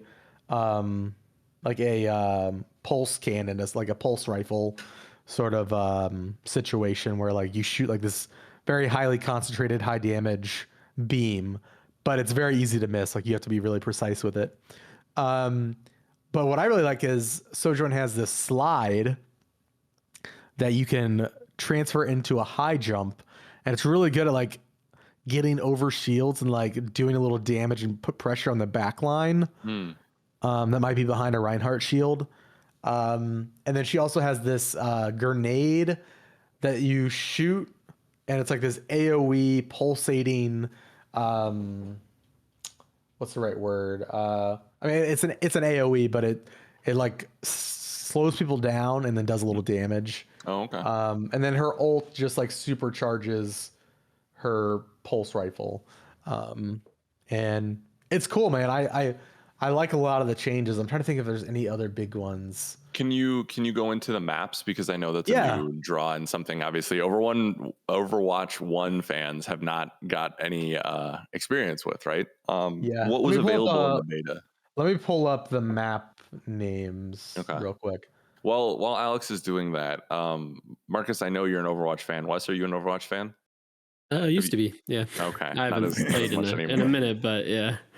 Yeah, I guess I'm kind of more in that camp too, where like I love the original, like the first couple years of the game, and I'm not a huge multiplayer guy, and this is one of the rare multiplayer games that grabbed me, and a lot of that was just the presentation and the whimsy of it. I love that sort of like DreamWorks-esque style that the game has. And one thing that I love about the game that I'm bummed out to hear isn't much of a thing in 2 is that it didn't really encourage, at least early on, like performance that much. It was just more about, or at least it felt like it was more just kind of having fun. Like, yes, you got to work together and whatever, but like, the post-match stuff of like, hey, we're not going to show you like KD or ratio or any of that nitty gritty bullet drop rate. It's like, hey, you want to congratulate your buddy because he played the objective. Like, here's some compliments you can give to your team or the opposing team. You're like, yeah, it was like, you do the like post little league, like shake hands with the opposing team. Like, hey man, good game. You kicked their butts, but you did good. I always like that. And I heard that this game like does do the like nitty gritty breakdown now of like kills and deaths and stuff. And I was like, that's the last thing I want in Overwatch. Is just to reassure you, Marcus, a little bit. And granted, this will change when the game's out. But I found like for the most part, like there was like a couple cringe lords I've encountered thus far, but like it feels like right now in the beta form, I've had a lot of like nice people on both sides of the team. That's like good game. Like it seems like the community that's currently playing the game is mostly like, you're seeing your good games, well played, good luck, have fun. Like, at least right now in the casual mode, yeah, it's still, even though it's like, even though I'm looking at I wasn't really concerned with my kills and deaths. And I'm somebody who typically obsesses over them in like Call of Duty. Because of the way the Overwatch kill system works, usually if you just do a little bit of damage on an enemy, it counts that kill for you. Mm-hmm. And so everybody kind of has like in general, for the most part, like your deaths are what might be different, but like a lot of people have like similar kill counts and stuff. And they really do. It does feel like I was still like Overwatch 1 trained me to look at my damage dealt and my healing dealt. And I felt like that's what I was kind of gauging myself off of. Yeah, because that was present in the old Overwatch. You would see your damage and heals. Right. Yeah, and like, and that complaint is more to say my broader problem with original Overwatch and why I ultimately bounced was that the more it kind of got a little more esportsy, the less engaged I got with it. Where it's like, hey, you know, we reworked Mercy to because I don't know, we just did, and I got tired of. Because I started playing less consistently. So every time I jumped in, I was like, oh, this character plays completely different than the last time I was here. And I got tired of keeping up with that. And, you know, I never played ranked, you know, so I've only heard the horror stories of like the community's toxicity. And in that area, I was stuck at quick play because I got nothing to prove and I know my limits. So like, I'm not trying to put on a jersey for nobody. But like, I was always like, oh, it seems like even there, it's starting to show up more and more of that, like, that less fun, like, attitude of like, come on, man, come on, push the payload, come on, you suck. They're like, hey, we're just having a good old time. Whoever wins, wins, or whatever. And I know that's just competitive games. Like, that's just going to happen. But it felt like Overwatch for like a good while was sort of like a bastion to get away from that, no pun intended. Bastion's got to rework. Yeah, I hope they rework him out of the game. Stupid little bastard. He's a real boy now. He's just a human. Yeah, like, I feel that, Marcus. I feel that. But I have trouble relating because of the fiend I am for FPS competition. I thought you were going to say because you were that good.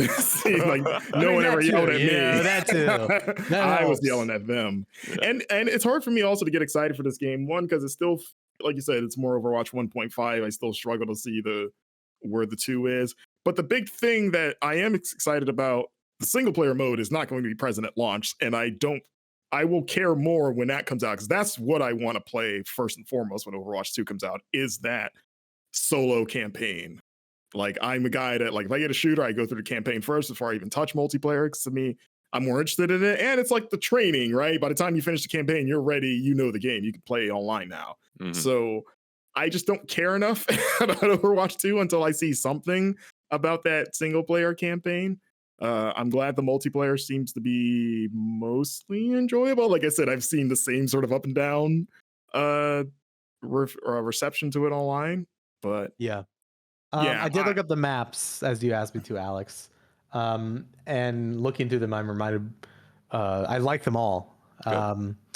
So the new mode that is called Push, and it's like this tug of war between this robot that you're pushing through this level. And so like it starts off in the middle, almost like a neutral CTF, think of it that way maybe, where like everybody's kind of pushing for this one center point, and then whoever gets control first, it starts pushing in the opposite direction towards the other enemy's base. And the win condition is based on meters pushed. So whoever pushes the robot further in their direction wins the game. So that brings 2 new maps: New Queen Street, which is set in Toronto, and Colosseo, which I believe is probably set in Rome. Roma! And I like them both a lot. New Queen Street is like set around like this like downtown sort of like metro or bus station sort of thing. It's more, I think there's snow on the ground. Yeah. It's a lot of fun. There's a lot of like, it's a lot of turns and a lot of curves, but with like cool like side paths and like cut throughs for like flanks. And I really like that map a lot, actually. Colosseo as well. There's a cool, kind of like where the push kind of starts is like this long, like circular tunnel, almost like it's under the Colosseum or something. And there's like these like giant stone pillars, like, along the perimeter that's like cool for like ducking in and out. Overall, I really like the push maps. Midtown is a big highlight. That map rules. That is a hybrid one where you're defending a point, and then once they unlock that point, then you push a payload. That kind of situation. That's the New York City one, right? Yeah. And I really like it. It reminds me of there's bits that remind me of Gibraltar, like the good parts of Gibraltar, like the tunnel that goes under, like that U-shaped tunnel at the beginning. Right. They have a really cool one in Midtown, and then it kind of reminds me structurally a little bit, like you go into the train station and it's super cool, like wide open. Reminds me of what was that map? With the almost like Hollywood a little bit once you get into the warehouse. Like the sets or whatever. Or what was that other map? Shoot, it was one of the newer ones. Maybe I don't know. This is like my favorite, probably one of my favorite maps in general. I really like Midtown. Okay, it's a lot of fun. Circuit Royale is an escort map. That's probably the weakest for me. I'm trying to think. I think that's the weakest one out of the bunch. But is still new. I've only played that one like once or twice. Is that in Spain? And it has, it's like set at nighttime. The winding hill. Yeah. Mm-hmm. I honestly haven't played that one enough to have an opinion on it, but that's definitely the weakest out of the ones that I played. Gotcha. But yeah, man, I'm just like really enjoying Overwatch again, and I was kind of worried based on the online sentiment. I had played it after I think a lot of other people started playing it. And I'm really positive on it, actually. I think a lot of the changes are really smart. I know I heard online it's like it feels like Overwatch is team deathmatch now. I don't feel like that at all. Like I saw that take a couple times where it felt like less of a team game and more of just like a free-for-all. I'm like, I don't get that at all. I think like it feels like pure Overwatch to me, like in the team comp is so important now. Like, I don't know, there's some awkwardness in like transitioning some characters from DPS to tank and like what that means with only one tank on the team. I was gonna say, do you like the new team size? I do actually, yeah.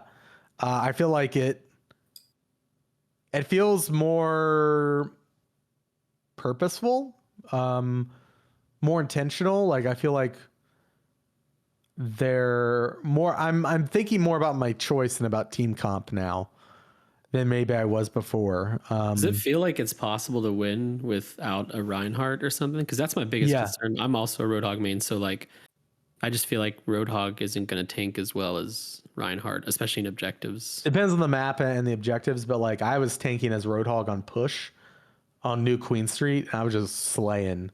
I'm really good at landing my hooks though, but like I was just with one tank now, it's also like it is easier to be Roadhog because you got Reinhardt over here, but like there's some like bigger areas where like there's going to be people out in the open. And like, again, your tank strategy kind of becomes more of like a damage soaker than well, maybe not damage soaker, but like traction, because that's what Reinhardt is.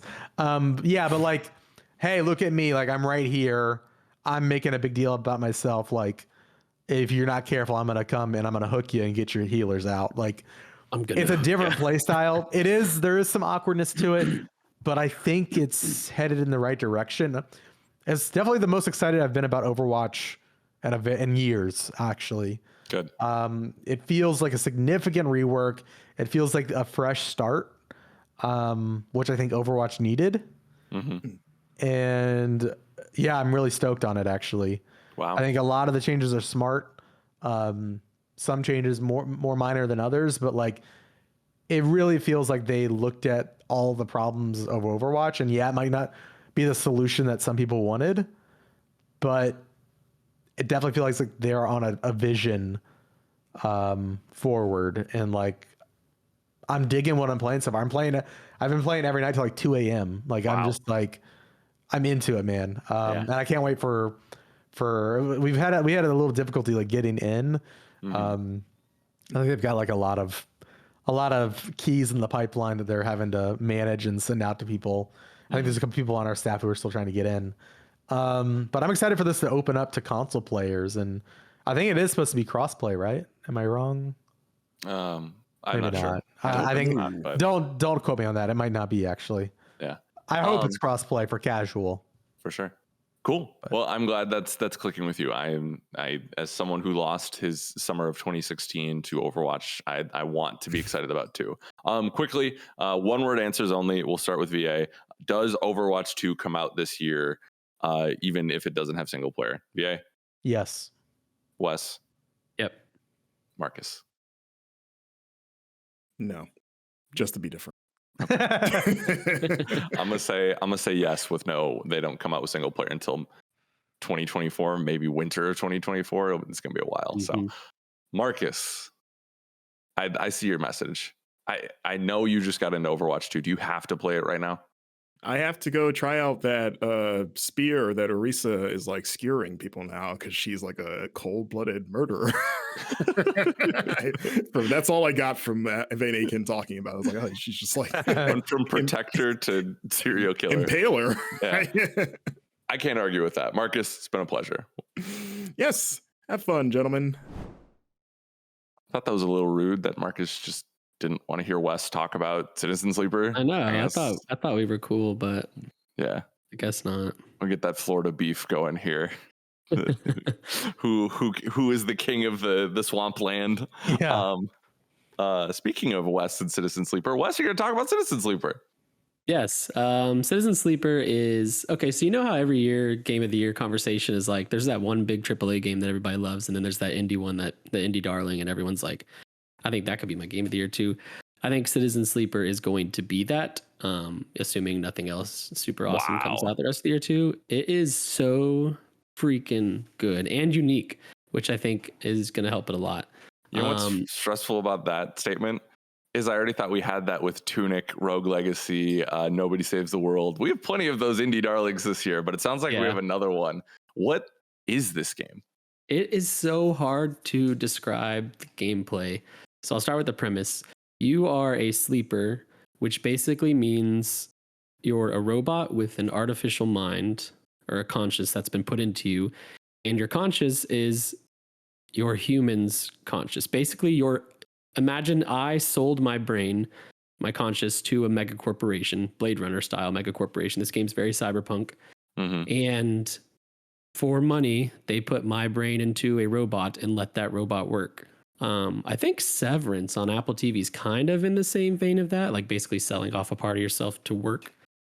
And you wake up and you're like, wait, what happened? Why am I in a body? Did I hate myself that much that I sold my own self to go work for this megacorp? And you've escaped and they're coming to get you. But you've ended up on this space station and you're kind of you wake up and you're like, I don't really know what to do. I kind of despise myself. So I'm just going to roam around, and you start to meet people. Amazing, fantastic art style. Kind of reminds me of Sable. The character designs at least remind me of Sable. Wow. Yeah.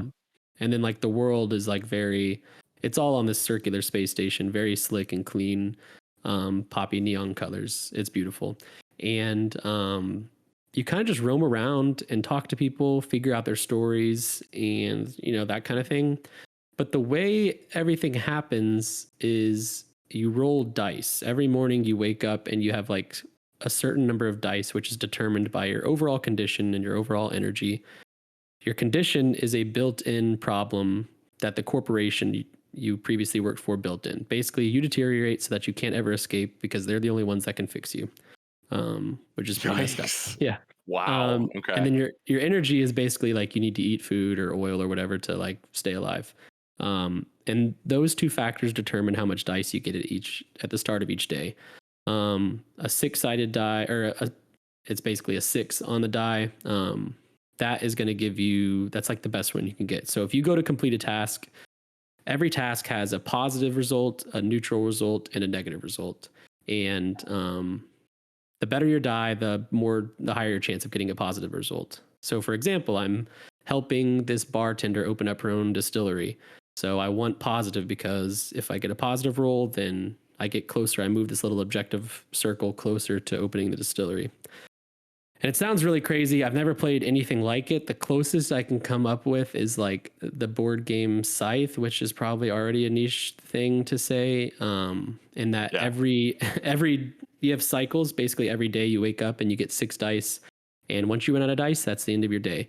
And so you restart as a weaker robot every day. And you're basically just kind of figuring out what do you want to use your dice on. Sometimes I babysit this little girl so that her dad can go work and make money for the family. I met basically this rogue police force on the station that's like trying to bring stability back to the place. I have not worked with them. And then there's the barkeep that I'm helping build a distillery. There's an assassin who's coming to kill me, so I'm trying to pay off this other dude's debt so that he can protect me when the assassin arrives. It's a ton of different stories that are all super linked, and the gameplay is simple. You're just rolling dice, pressing A basically. Okay. But because of how linked everything is, it is so freaking stressful. Like every decision I'm making, I'm freaking out in a good way though. Like the game makes you feel, I mean, like the way you think Blade Runner is, like Megacorp's, any cyberpunk, Megacorp's ruined everything. Right. This very much has that feel. When I'm playing it, I'm just like, man, screw this freaking person or screw this and that. Right. Like that's the entire game. And if I'm not selling it well, I'm sorry, because it's really hard to sell because it's such a strange game. Yeah. Basically, like I watched trailers because I saw people tweeting about it and talking about it. It's getting great reviews. And I was like, oh, this does not look like a fun game. And on paper, I would have not played this game. Mm-hmm. So I would recommend this to anybody like that likes good storytelling. Just like start the game, give it an hour, and you will be so sucked in. It's crazy. Like it's is it more visual novel then, with the dice rolling mechanic is really the main gameplay hook? So the narrative is told basically in the same way Disco Elysium's narrative is told, where like a character pops up on screen and on the side you've got basically you're reading paragraphs of text and stuff and you're making choices. The choices don't matter too much. It's just kind of flavor. So yeah, I would say very visual novel in that regard. There's a lot of reading. Maybe a little Banner Saga in there as well. Yeah. And like I play this game late at night, like late into the night, and I'm loving it so much, and I'm not falling asleep, which speaks a lot to how good the writing is. Because if you put walls of text in front of me late at night, I'm gonna fall asleep. Like it doesn't matter, the fact that I'm not falling asleep, I think speaks to how great and how much I'm enjoying this narrative. It's on Game Pass, it's on Switch and PC. If you like cyberpunk storytelling and clean visuals, just give it a go on Game Pass, and I think you're gonna have a great time. Also, best score of the year so far. Like the soundtrack is so good. I don't know if you guys are familiar with Taiko, but it's like if Taiko wrote a cyberpunk soundtrack, and it's so freaking good. Just goes nonstop. It's on Spotify. Okay, cool. Yeah. Wow. Well, if you want to know more about Citizen Sleeper, it sounds like you have a thing on the site, right? Yeah. It's called Citizen Sleeper is an RPG on Xbox Game Pass that deserves your attention. I wanted to write something about it because I haven't beaten the game yet, but I wanted to get eyes on this game because it deserves it. But I anticipate writing a review for it, so look out for that soon. And I play this game in all the free time I have, so hopefully that review happens soon. Well, I know what I'm going to be downloading after the show tonight. That sounds interesting. Yes. So it's cool. Awesome. Alrighty. Well, I think that does it for the playlist. Alex. Yeah. We made kind of a mess in here. Oh, Marcus came and he lent, we're talking about Gotham Knight this and Turtles that, Can we clean this up? Can we do some housekeeping, please? Let's do some housekeeping. Of course, we always start housekeeping, which is our section of the show where we tell you what's going on in the world of Game Informer with a new podcast review. You can leave those over on Apple Podcasts. It really helps us out. Also, you can rate us on Spotify if you listen there. This week's review comes from Spicy Cyndaquil Sandwich. Not sure how I feel about that. It's a 5-star review saying, love the show.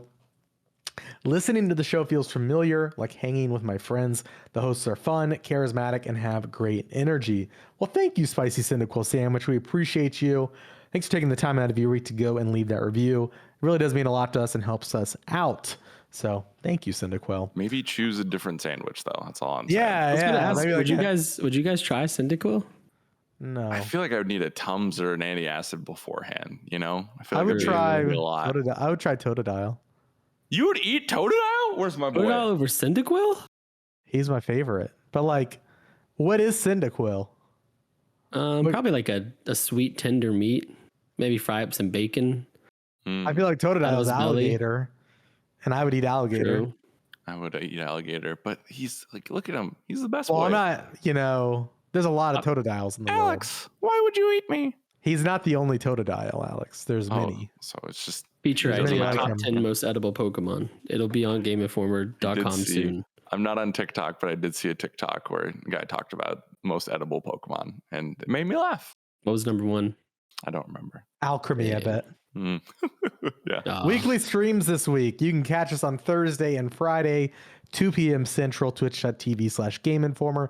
Not sure what we're streaming yet this week, but we will be streaming on those days at those times. Again, twitch.tv/GameInformer. You can bet on Super Replay. I'm pretty sure they're Super Replay on Friday? Awesome. Yeah. Mm-hmm. Great. Awesome.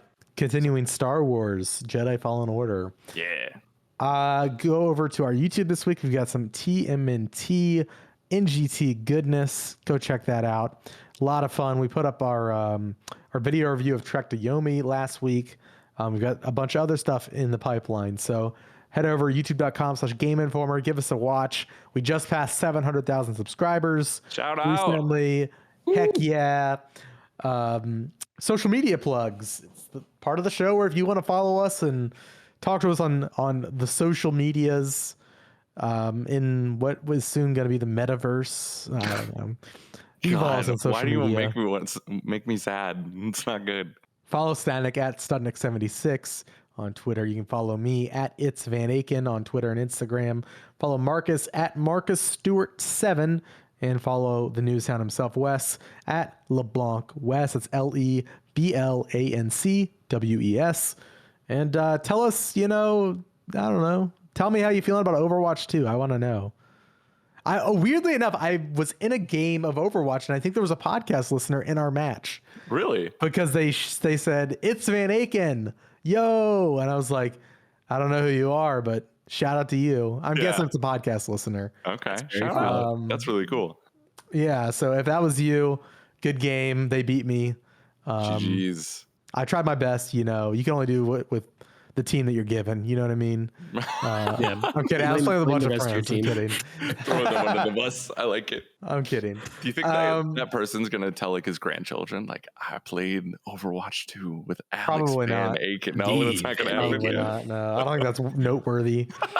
But I appreciate the shout out regardless. Yeah. Go listen to our other podcasts as well. Video Gameography is our video game history podcast where we take a deep dive on one game series at a time, hosted by Marcus Stewart, John Carson. They're currently in their Super Giant Games arc. Bastion, Transistor, Pyre, Hades. Yeah. A great time. Had a lot of great guests as well. One Jesse Vitelli was on the season. Yeah. Shout out to the homie.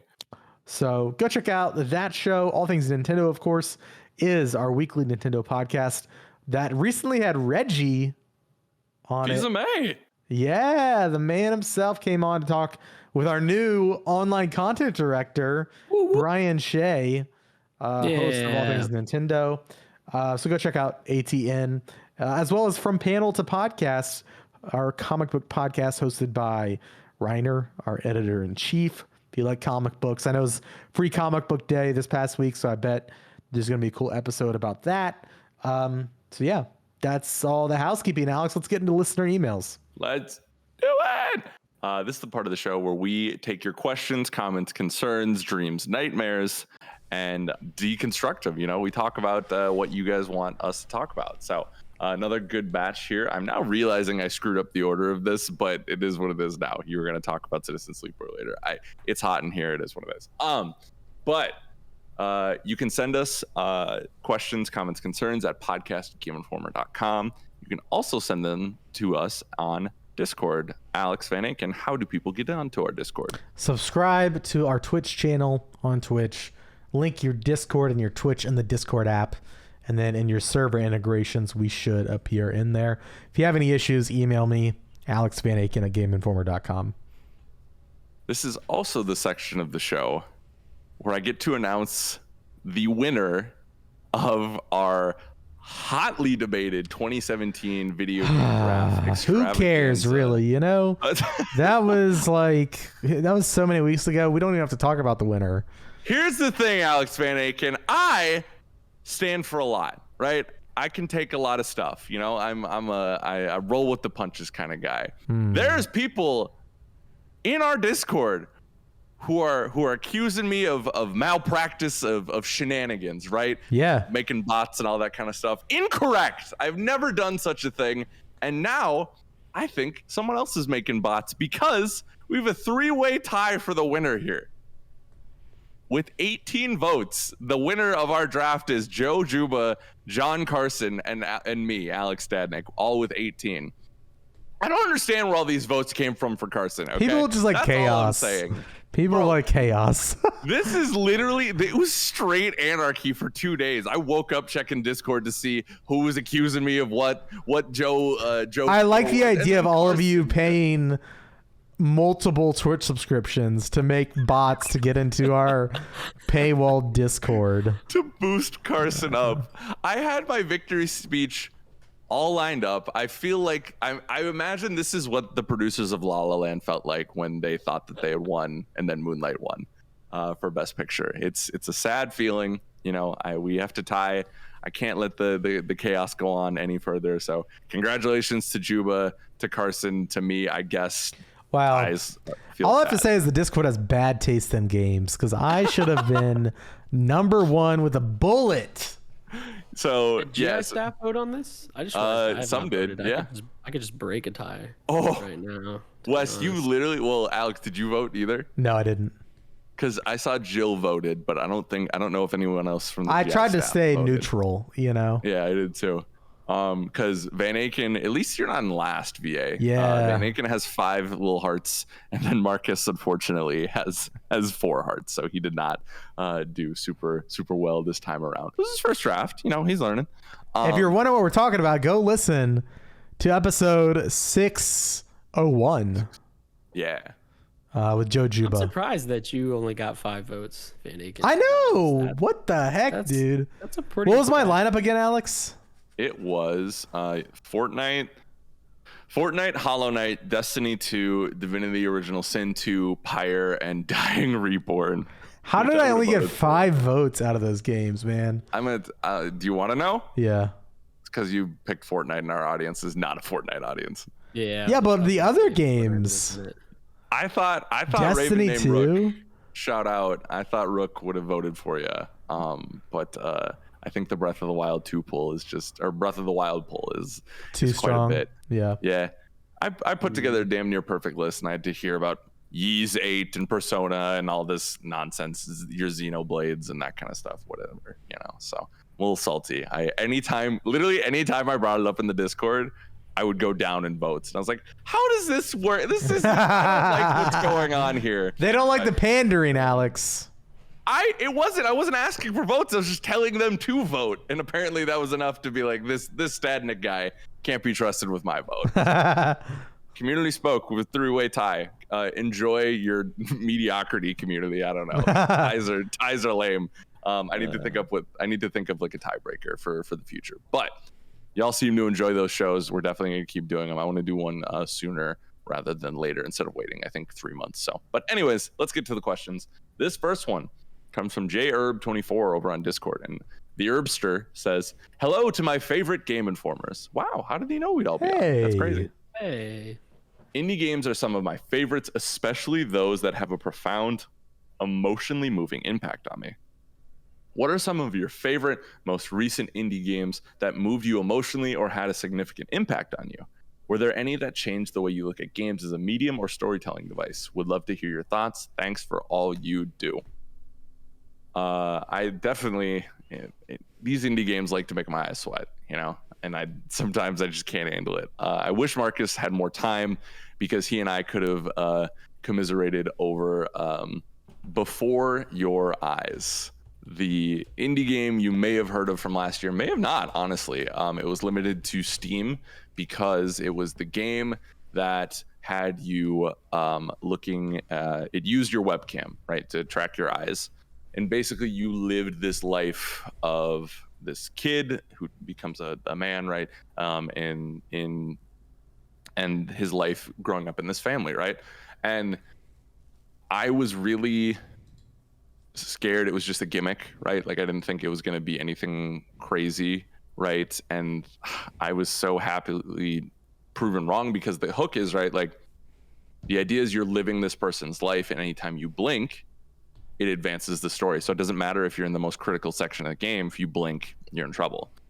But the developers knew how to handle that, and they handled it so well. They give you points to like basically rest your eyes, to like, you know, make sure that you're taking in a lot of the story. But it's also brilliant because it's like, it really does try to show you what life is like, right? And sometimes, especially in memory, you blink and it's over. The moments that we have in this life are fleeting and brief, and it really does a great job capturing that. And then, if you listen to the show, you've heard me tell the story before.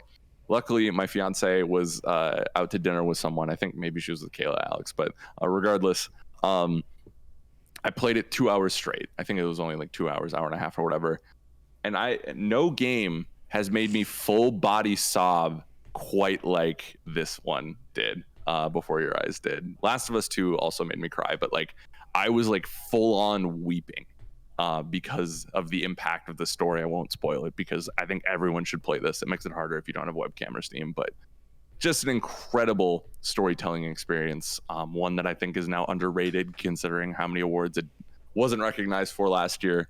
And I think that development team did an absolutely amazing job conveying that emotion and the heartbreak of life and its consequences and its ups and downs. So that, especially recent indies like that one, by far, like I was a mess. I don't know if I can ever play it again, because I think it would just like destroy me like it did before. So Van Aken, I know you were a big indie game fan.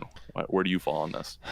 Yeah, it's hard because back in the day I really sought out the profound emotional hits, like 3/4 Home, That Dragon Cancer. Yeah, I mean, I would qualify Celeste in that as well. Oh yeah. I really sought those out, and over the years I gravitated to more, I would say, peaceful and relaxing games that might not have that edge to them that something like a Before Your Eyes has. I think like recent indie games, and recent is in quotes because these came out like over the last couple of years. What was that game? Kind Words, Lo-Fi Beats to Write To. Oh, cool. It was a multiplayer game where people would write these anonymous letters to one another about what's going on in their life, and there's like a character limit, and you would send off your issue into the ether, and then another player would receive a letter from a random letter pool, and it would be a real person's letter and their struggles, and you could write a response to them and like give them advice or just be there for them and comfort them. And it was really powerful, all set to like this really chill, lo-fi, relaxing music. And like you would, the more people you talk to, you would like collect stickers and other things that you could decorate your room with, because it's all in like this isometric, like you're just like in this little isometric room, and you're sending letters off. And I like bore my heart in one of those letters. Like they tell you like not to be too heavy, because like you're talking to people that aren't professionals, like, you know what I mean? Right. But like I was going through something really hard at the time, and it was so cathartic to be able to write down what I was going through and send it off, and have somebody real read it and like offer, even just a couple words like, hey, I'm really sorry you're going through that. I had something, similar falling out with a friendship, and it's really hard. And like, it was just like a really powerful experience. But that came out was it 2020 that came out? I'm not sure. So I think it was 2020. Sounds amazing. During the pandemic, I believe. That game rules though. And then less of an emotional impact, but overall, I mean, there's definitely emotion to it. There are emotional moments, but A Short Hike is like has quickly become like one of my favorite indie games of all time. It's so good. Yeah, that game has such great gameplay, but there are just so many great emotional moments, especially when you finally make it to the top of the mountain, and just like that whole sequence and like it just really cool. I think those are my answers. Okay, cool. Wes, how about you? I know we talked about Citizen Sleeper, but what else you got for indies? Yeah, Citizen Sleeper is one of them. Less that it's like profound or made me cry, just more that like I can't get the concept of me selling my conscience to a mega corporation that's using it in a robot to make money for them out of my head. It's a crazy concept. Before Your Eyes last year, I played it as well, right near the end of the year, and it got me as well. You should just play that game, and I think it went on sale yesterday. I remember I literally was tweeting with a friend like, "Hey, buy this game. Now's a great time. 2 hours of your time, and you'll be a changed person for the better." Trying to think. This one doesn't really count as an indie because it's like got a ton of money behind it, but it was kind of independent. Kenna Bridge of Spirits. I think they had like epic funding, so it's not like the indies we're talking about here, but it's also not a first party or massive AAA game. Fun game, good time, fun platinum to get. The story is about dying peacefully or with peace in your heart and in your life. Interesting. And what can happen if you don't. So, you know, in the game, it's spirits and stuff. And so whether or not you believe there's something after you die, you know, and how your morale on Earth plays into that. But for me, what was profound was the way the game showed the effects of you dying without peace, and how that affected the people left behind.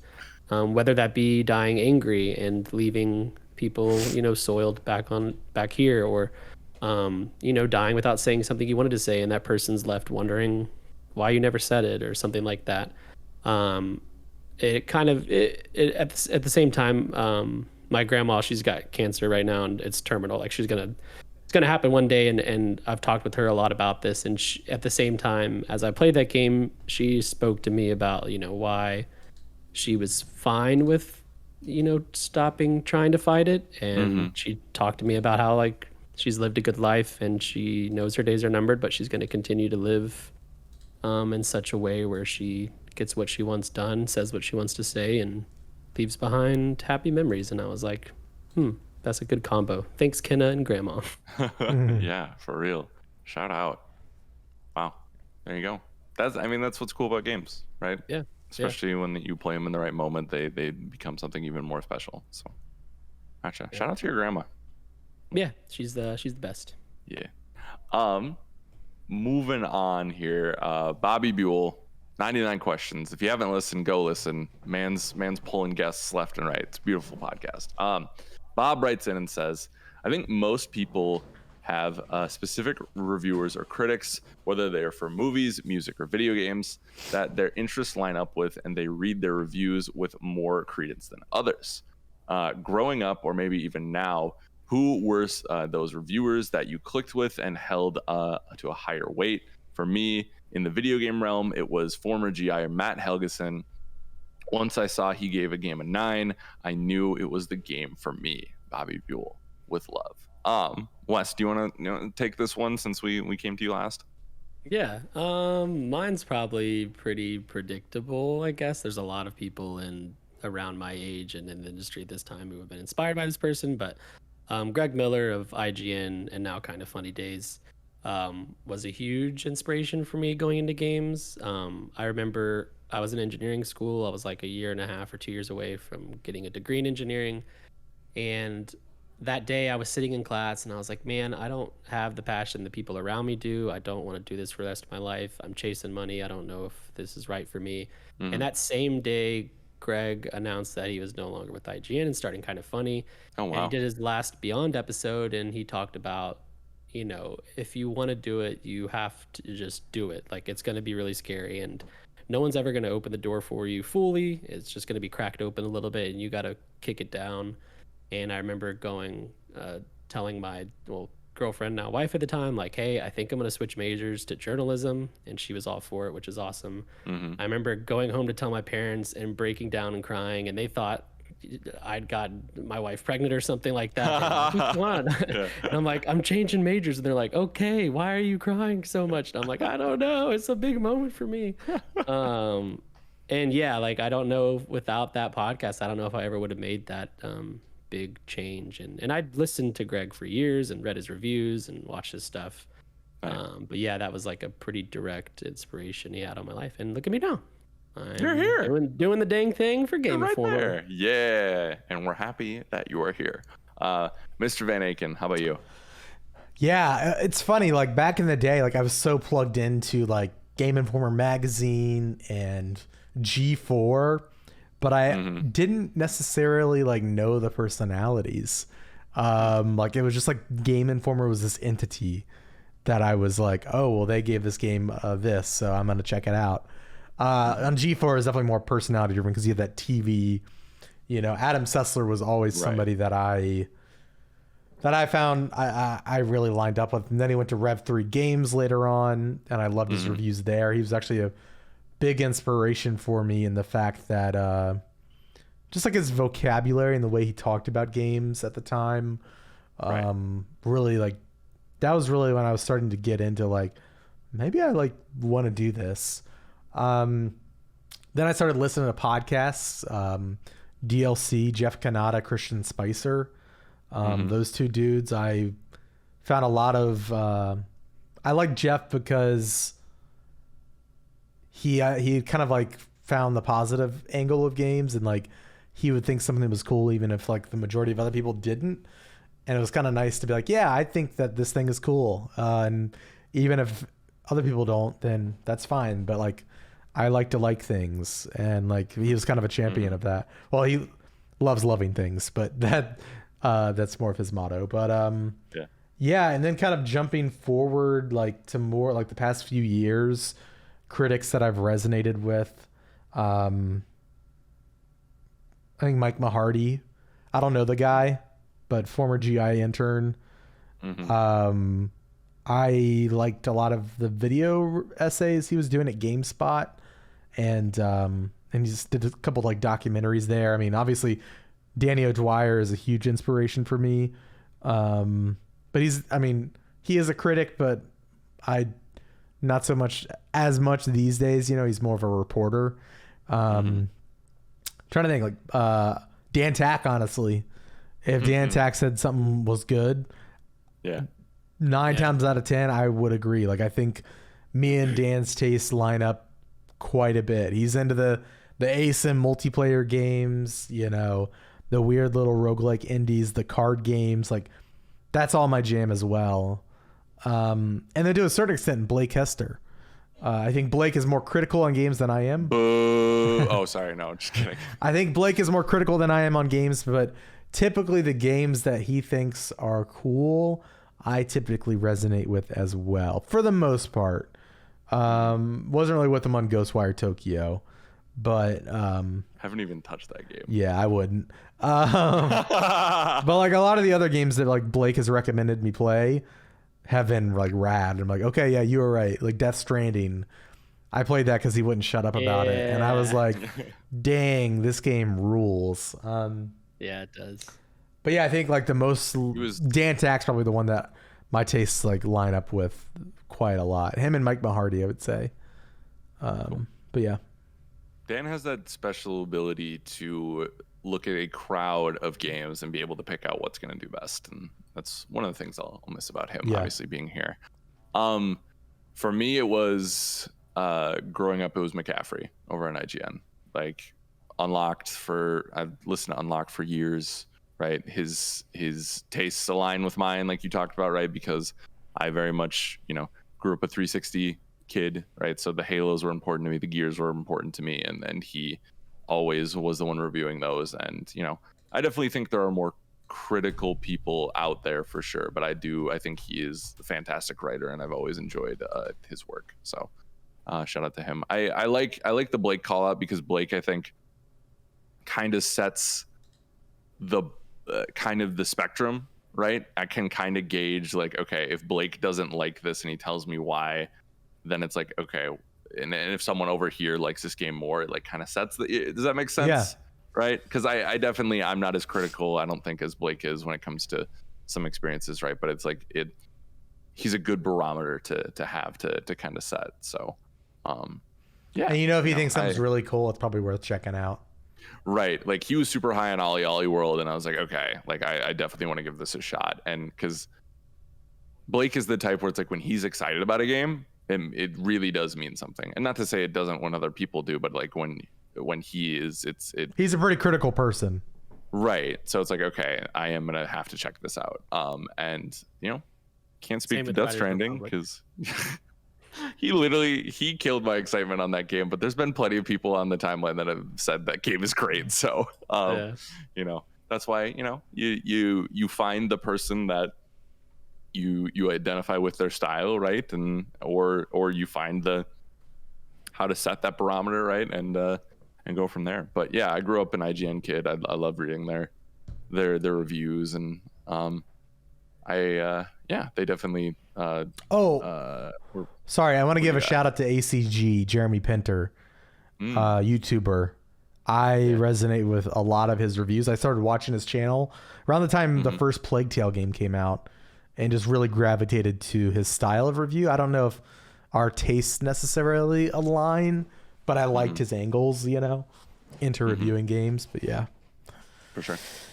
Cool. Also, how cool is it that like all of the best writers and reviewers and video editors and everything ended up at one place called GameInformer.com? It's just bonkers. Yeah.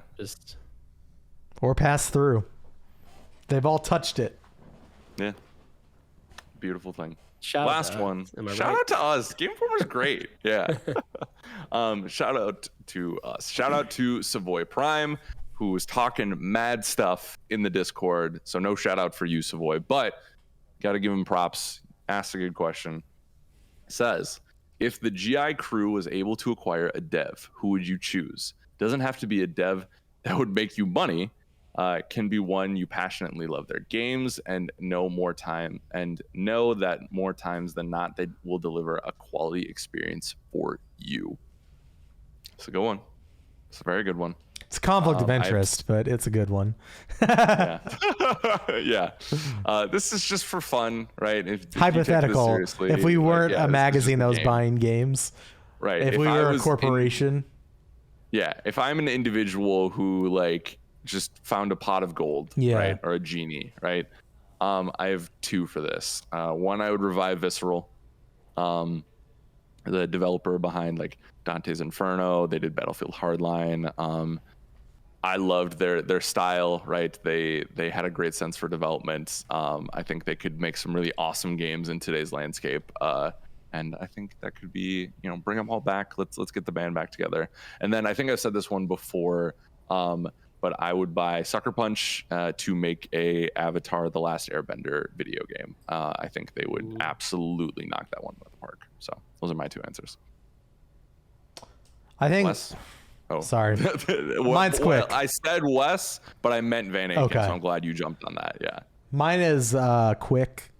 Adam Grayu created a short hike working on an untitled paper RPG. Just like an interesting dev who I think has got a bright future, and knows his, like, I don't mean to say that like as like he's this novice, but like I just think he has a bright future ahead. Making mostly like games by himself, collaborating with friends, making cool little games that have like a unique visual angle to them. You can invest in him, right? You're not like dictating content. It's like, here, take this money. Yeah, just do what you want with it. Game. Yeah. Yeah. I think that's a developer to watch out for. Yeah. Cool. There we go. Wes, once again, take us home. Country Road. Quick answer. I I guess they're developer publisher, but Square Enix, so for the sole purpose of remastering or remaking Final Fantasy 13, or at least making it playable on my PlayStation 5 today. Square Enix, I don't know why you're not doing this. It's really frustrating. And then that'd be fine. I'd be set. Square Enix could do whatever they want. I wouldn't have any creative decision. Just give me that. But I also want, I don't know, any studio with like a lot of narrative chops, like Naughty Dog or Rockstar. Somebody just make me a dang freaking pirate game that doesn't have to tie into Assassin's Creed lore, because Black Flag's really awesome, but it has parts that aren't. Just give me a pirate game where I can just go and do pirate stuff in a cool story and make it look good, and give me some good music and let me stab some people with the cutlass. Like, it's too easy. I'm gonna learn how to develop games and do it myself, dang it, if somebody doesn't do it. So I'll take Naughty Dog, I'll take Rockstar, I'll take anybody that wants to come make a pirate game for Wesley Industries. Let's do it. The Big Wes.